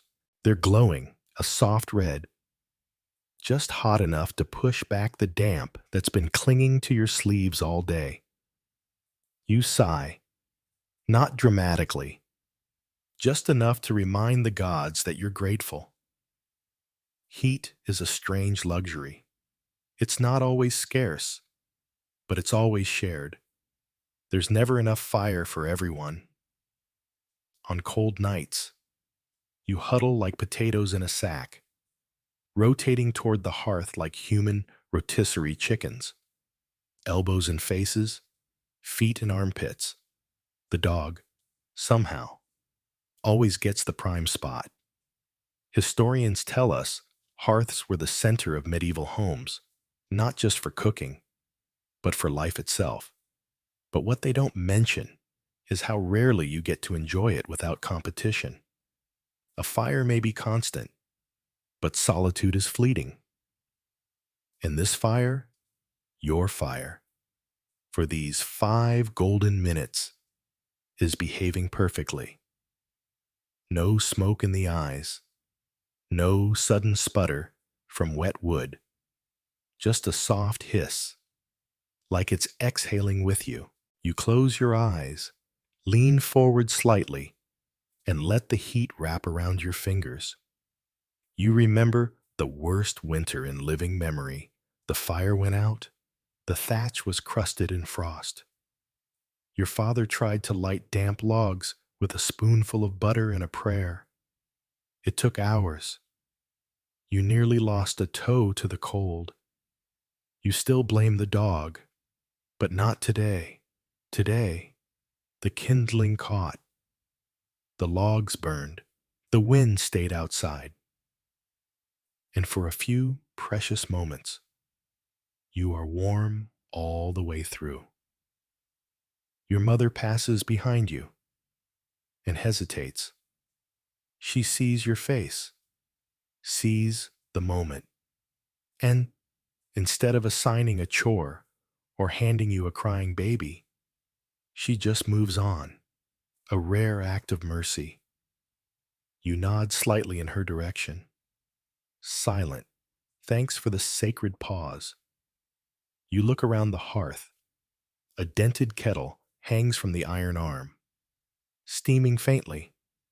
Someone's trying to soften onions. The smell is earthy, sharp, slightly hopeful. You lean in, not to stir the pot, but just to smell it more deeply. Onion is exotic today. You remember when you thought onions were weeds.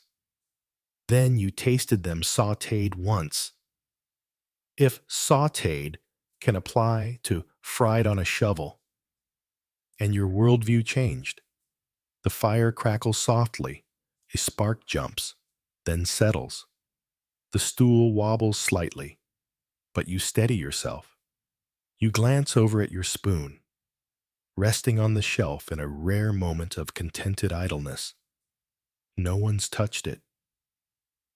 Good.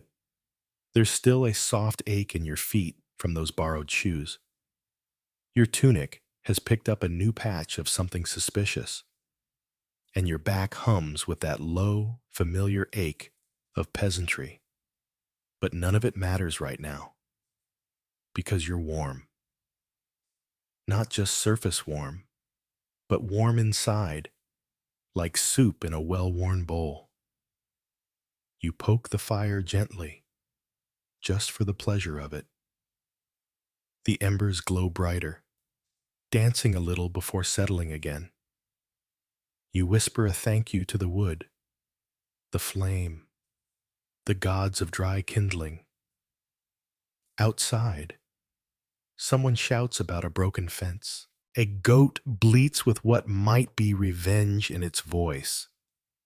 The spell will break soon, but not yet. For these 5 whole minutes, the world doesn't need you. The fire holds, your hands are safe, and no one is yelling. Luxury. You close your eyes, just for a second, just enough to feel like a person instead of a tool, just enough to remember what it's like to rest. Eventually, the fire is no longer yours. Your sister plants herself on the stool like she invented sitting, and 2 cousins argue over who gets to warm their feet next. You nod, surrendering the hearth without a fight. You've had your moment. Time to vanish. You slip out the back door, careful not to let it creak. Behind the house, just past the lean-to and the rain barrel, is your secret haven, the hayloft. It isn't really yours. Of course, nothing in your life truly is. But it's high enough, quiet enough, and slightly hidden behind the grain sacks. And that makes it the perfect place for one of the rarest, most forbidden of luxuries. A nap. Not a night's sleep. Not a slump against a tree kind of doze. A full, proper, middle of the day, unearned, completely delightful nap. The kind that might earn you a cuff on the ear if someone found you, but is worth every risk. You climb the ladder carefully. One of the rungs is loose and has betrayed many a napping peasant. You step over it with practiced grace and emerge into the loft's warm embrace. The hay is dry, the smell, earthy, a little sharp, but not unpleasant. A mix of sun-warmed straw, old oats, and dust motes. You brush aside a sleeping cat and carve yourself a space. Flat, firm, familiar. You lie back, staring at the slanted rafters above. The light filters through cracks in the boards like lazy sunbeams, soft and golden, and then you close your eyes. Historians don't write about naps. They write about toil, about famine, about crops and plague and punishment. But they never mention this, how a stolen 20 minutes in the hay could make the day survivable, how a nap isn't just rest, it's rebellion, It's restoration. It's one moment where you stop ye being a cog in the village machine and become just a human. Your body sinks. The ache in your arms dulls. Your breath slows. The hay creaks underneath you, whispering lullabies in scratchy tones. Outside, someone is yelling about a pig again, but it's distant, muffled by walls and straw, and the sacred boundary of rest. You remember the last time you tried to nap here, and a squirrel landed on your chest. You forgave it. Eventually, this time, no interruptions. Not yet. A breeze moves through the cracks in the wall, cooling your forehead. The sun is warm on your ankles. You don't even care that one piece of straw is poking you in the ear. You drift, you dream, you become, for a moment, the kind of person who doesn't have anything to do, not because there isn't work waiting, but because you choose to ignore it. That's the power of a nap. It suspends reality. You shift once, tuck an arm under your head, and think about nothing in particular. Maybe bread, maybe chickens, maybe how good it feels to lie down without someone yelling, "Where's the bucket?" before your eyes even shut. You hear a pigeon cooing somewhere in the rafters. You name it Maurice. There's a kind of quiet here that you don't find anywhere else. Not in the house, not in the fields, not even in the woods. It's the quiet of being hidden and allowed, of not being expected to do or say or fix, and for a little while, you are no one's sibling, child, worker, or cook. You are just you, lying on hay, existing. Eventually, someone will find you. They'll holler, they'll shake the ladder, they'll say, "We need help with the goat," or "The stew's burning," or "Did you eat the last of the bread?" And you'll roll over, groan, and rejoin the world. You'll pretend you weren't sleeping, that you were inspecting the roof, that you heard a noise, but right now, you don't have to explain anything. You nap, and you dream of porridge with 2 eggs, of shoes with no flaps, of that perfect fire glow, and no one can take that from you. You wake slowly, the way someone does when time has briefly stopped paying attention. No shouts, no foot in your ribs, no urgent need dragging you back to the world. Just a long blink, a creaky stretch, and the soft crinkle of hay rearranging itself beneath you. A pigeon flaps overhead, probably Maurice. You nod at him, still half dreaming, and roll to your side. You're not fully awake yet, but that's okay. The day's work will find you soon enough, and when it does, it comes not with a chore, but with something better, a song. It starts faintly, someone in the yard below humming an old tune, wordless, mostly, just a rise and fall, like waves lapping against a tired boat. Then another voice joins in, layering a shaky harmony. You know the melody. Everyone does. It's the one about the 3-legged goat who outran a night. Or maybe it's about ale. Honestly, it changes every time. You smile, and without quite meaning to, you hum along. In a world of clatter and barking and the endless sound of someone spilling something, singing is a strange sort of luxury. It doesn't cost anything. It doesn't feed you. but it lifts you just a little, especially when it's bad. And this singing, it's awful, gleefully, proudly awful. You sit up, brush the hay from your tunic, and peer through the slats in the loft wall. Below, half the village has gathered near the old well. Buckets dangle, forgotten. People are clapping offbeat. A boy is using 2 spoons as percussion, and not particularly well. It's perfect. You descend the ladder slowly, making sure the loose rung doesn't betray you, and join the chaos. The singing swells. Now words are involved, possibly even verses. Someone sings about cabbages like they're long-lost lovers. You suspect a verse about St. Agnes will arrive soon, as it always does, and no one will remember what she's famous for. Doesn't matter. It rhymes with bragness, and that's enough. Historians sometimes dismiss peasant culture as dull or humorless, but clearly, they've never heard what happens when you give a crowd a bit of ale and no supervision. Singing is part of the rhythm of survival. It fills the cracks that cold and hunger leave behind, and when done terribly, it's even better. You join in with gusto. Your voice cracks immediately.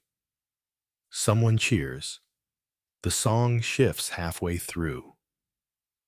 Now it's about turnips, or the bishop's missing goat, or the price of eggs. You're not sure. You're mostly trying not to choke from laughing.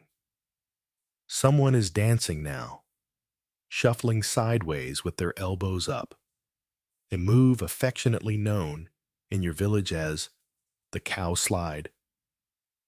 A small girl throws a handful of flower petals into the air and yells, "Feast of the Moon," despite it being late afternoon.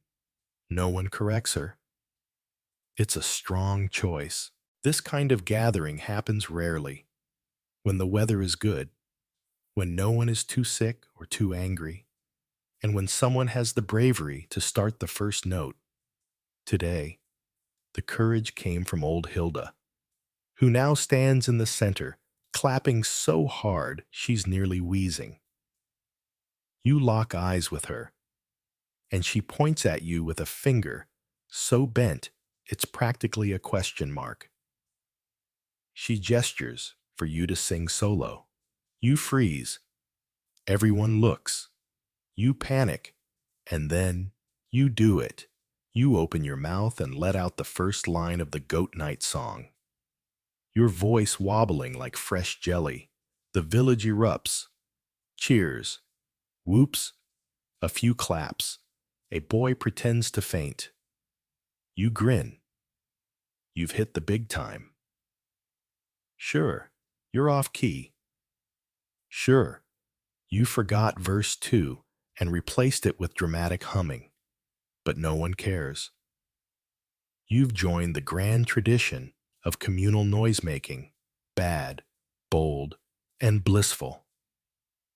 Scholars sometimes debate whether peasants sang to escape hardship or to embrace it. But for you, it's not about escape or acceptance. It's about filling the silence with something that belongs to you. And you realize something. No one is judging. No one's keeping score. You can be as flat as a poorly baked pie and still be part of the sound. Luxury, in this world, isn't always warm porridge or dry socks. Sometimes, it's singing terribly and knowing that no one will stop you. You keep going until your voice gives out, until the song disintegrates into giggles and wheezing. The sun is lower now. The shadows are long. The chickens are judging you silently from their perch, but you don't care.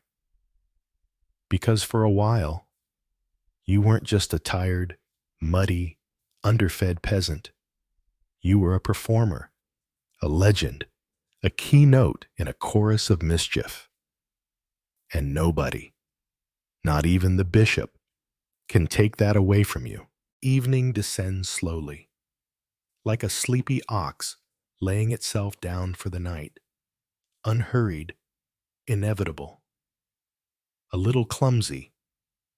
The golden sky fades into a dusky blue, and your stomach, ever the impatient one, begins to grumble again.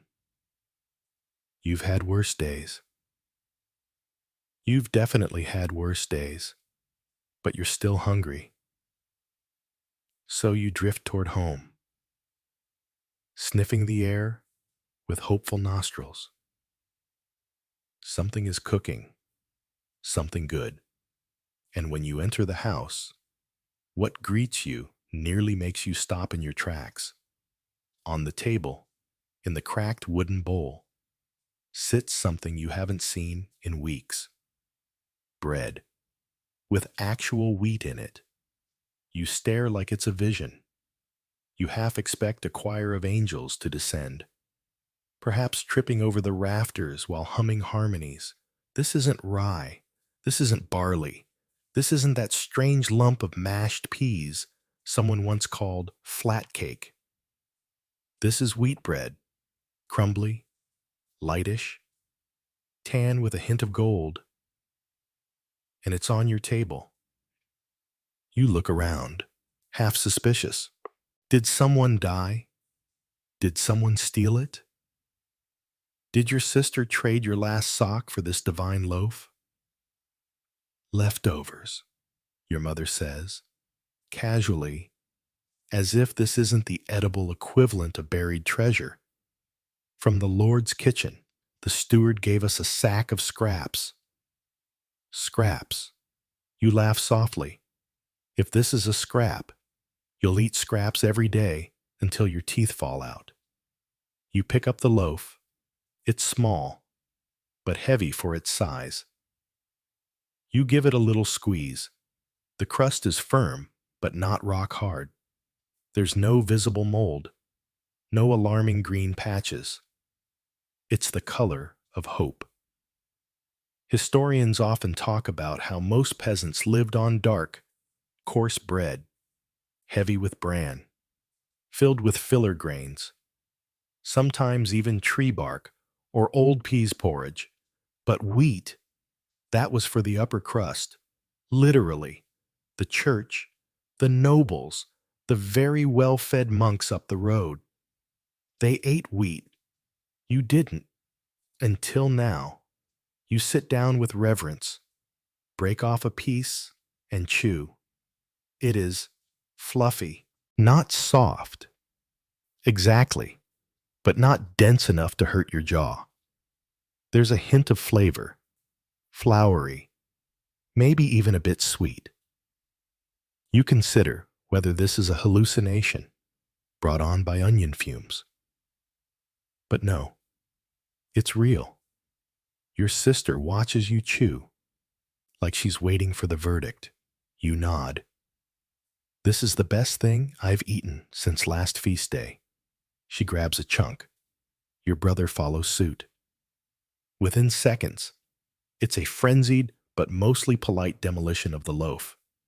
You all chew in silence, like worshippers at a holy site.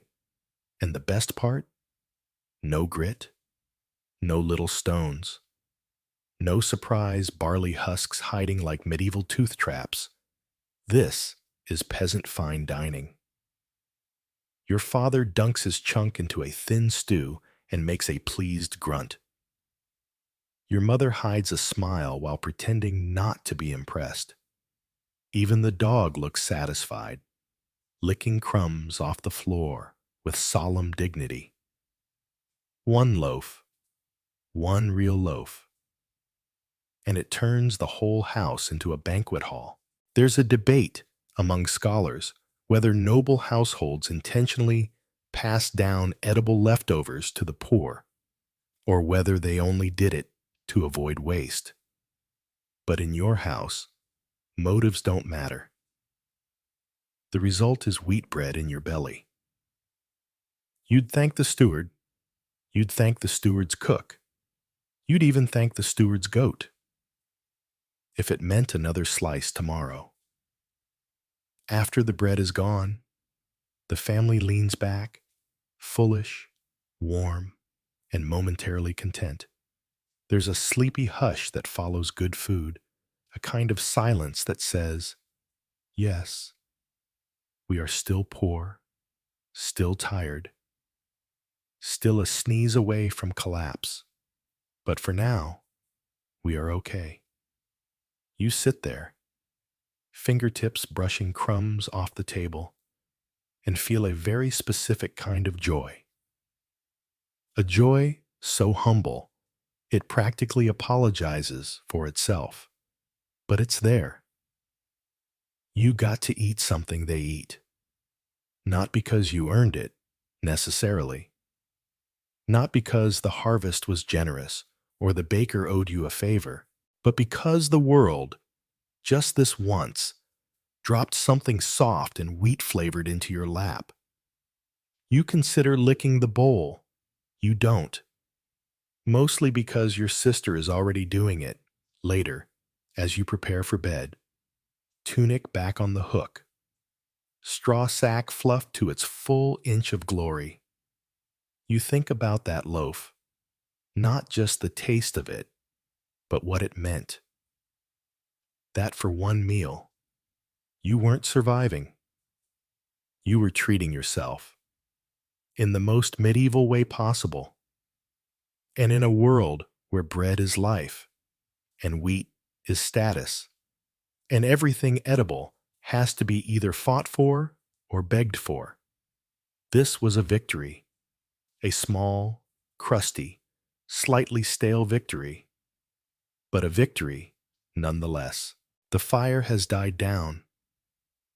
The coals glow like sleepy eyes half shut in the hearth, and the house is filled with the kind of warmth that doesn't come from heat alone. It's the kind that settles in after a rare, real meal and a long, odd day that, against all odds, didn't end in catastrophe. You're full. Your tunic is still wearable. The chickens are accounted for, and your mattress is only slightly itchy. At this point, you're practically royalty. And then comes something you didn't expect. The village healer drops by. She's not here for a crisis. No one's dying. No one has an infected toe or a sheep-induced concussion. No. She's just stopping in to check on your mother's knees and, in doing so, gives you one of the strangest, softest, rarest luxuries of all. A hug. Not just a stiff pat or a distracted side squeeze. A real, full-bodied, back-cracking embrace. The kind that wraps around your ribs and reminds you that you are, in fact, still made of flesh and not just chores. She pulls you in suddenly, muttering something about growing like a weed and you look like you've seen a ghost. And you're too stunned to resist, and you let it happen. It's awkward. Sure. She smells like garlic and damp leaves.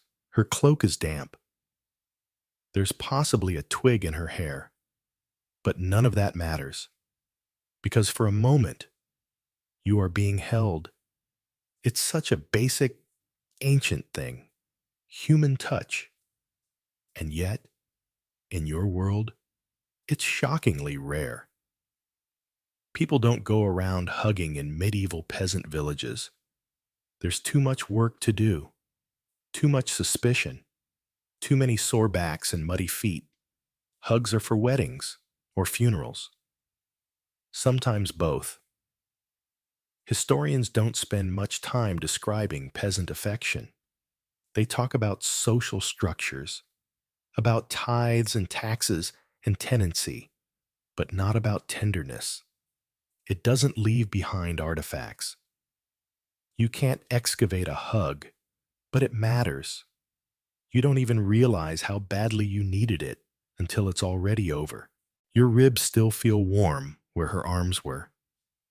You blink, a little dazed.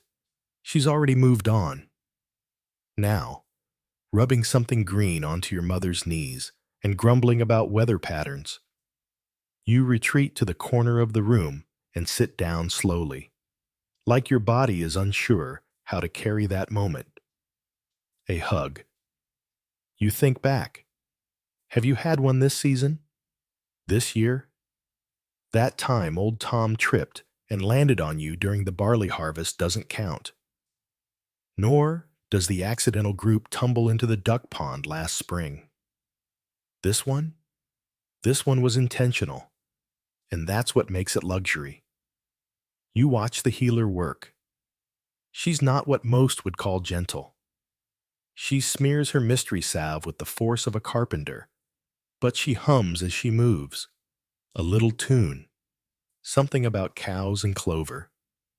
It makes your mother chuckle. You sit there, cross-legged on the dusty floor, and listen. You know she'll leave soon. She always does, like a traveling herb-scented thundercloud. She appears. She blesses. She berates. And then she vanishes into the mist, probably to go yell at someone about their lack of nettle tea. But for now, she's here. And she's left behind this odd, gentle thing. That brief, strange hug. That reminder that even in a life built from dirt and duty, there is space for softness. You reach for your spoon, not because you're hungry, but just to feel something that belongs to you. The healer sees you and winks. Keep that belly full, she says, and your heart, too. You nod, not trusting your voice. She's gone in moments, leaving behind the scent of wild mint and wet wool. The room settles. Your mother stretches her newly greased knees. Your brother tries to imitate the healer's walk and almost falls into the fire. You smile for the 1,000th time today. You didn't ask for it. You didn't even know you needed it. But that hug, brief, unexpected, unglamorous, was a kind of medicine you didn't know you were missing. And in a world where people touch to pull, to push, to haul, to fight, this touch was different. It was for you. And somehow, in a way no one else seems to notice but you, it healed something. Just a little. The moon is out now, round and soft, like a bowl of curds hanging in a velvet sky. The wind outside is gentle, brushing against the cottage like it's too tired to cause mischief. Inside, your family has begun the nightly ritual of collapsing. Your brother is already asleep in a position that defies logic. Face in a basket, one foot in the air. Your sister is murmuring something into her blanket that might be a prayer or a complaint about cabbage. The dog is snoring like it's performing for an audience. You're still awake, barely. You lie back on your mattress, arms folded over your stomach, and for the first time in a long while, you feel it. Full. Not just emotionally full, not just warmed by hugs, or calmed by naps, or soothed by song. No, this is bodily fullness. Your stomach isn't hollow. It isn't grumbling like a toad under your ribs. It isn't fantasizing about turnip soup or crusty bread or licking your fingers when no one's looking. You are, against all odds, fed. There's barley in your belly, a hint of stew clinging to your tongue. and the memory of wheat bread still lingering on your breath like a noble secret. You close your eyes and sigh. Historians tend to catalog food shortages and famine records, but what they rarely capture is the sheer emotion of being full when you're not used to it. That slow swell in your chest, the lazy hum in your limbs, the way your brain stops scanning for the next crumb and just rests. You think of feast days when food is passed down from the manor kitchens, of weddings where leftover pies circle the tables like slow-moving miracles, of rare, abundant harvests where for a week, just 1 week, you eat without measuring each bite in guilt. This is one of those moments. You roll to your side and curl up like a cat in hay. You press your cheek against the fabric of your pillow sack. It smells like grass, old dreams, and a little bit like chicken. But it's yours. You're not dreaming about food tonight. You don't need to. You have that heavy, blissful weight in your belly, the kind that makes you lazy and kind and just a little smug. Your hands fall over your tunic, and you realize it's still whole, still dry, still yours. Everything is quiet now. The fire has gone to sleep. The house creaks softly as if settling into its own kind of dream. Your feet ache faintly from the borrowed shoes. Your throat is sore from bad singing. There's hay in your shirt and a straw in your hair. But none of it matters. You're full, and you don't know when it will happen again. But for tonight, just tonight, you get to feel like a creature who has enough. And in your world, that's rarer than gold. That's luxury. You yawn once, stretch like you might never have to move again, and let yourself sink. The mattress holds, the roof holds, the night holds, and you let go. And now, as the moon hangs just a little higher, and the world around you falls deeper into sleep, you let your thoughts drift too. Slowly, gently, the day is over. You've laughed. You've eaten. You've remembered what warmth feels like, what singing sounds like, what a hug does to a tired chest. You lie still, with nothing left to do, no buckets to carry, no wood to chop, no chickens to chase, just breath, just rest. Your fingers curl under the blanket. You feel your breath slow. The straw whispers softly beneath you, shifting just enough to make a nest. Your ears tune out the world, the sound of wind, the creak of rafters, the deep, rhythmic snore of a relative who's somehow fallen asleep with their mouth open. All of it melts into background. You have no plans tomorrow.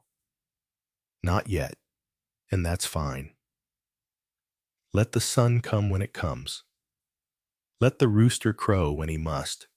Tonight, you are warm, you are whole, you are full. And whether you wake to rain or sun or the familiar clang of a dropped cooking pot, it doesn't matter now. Right now, you are wrapped in softness. Right now, the world is still. And you are allowed to rest. Sleep well, sleep deep. You've earned it.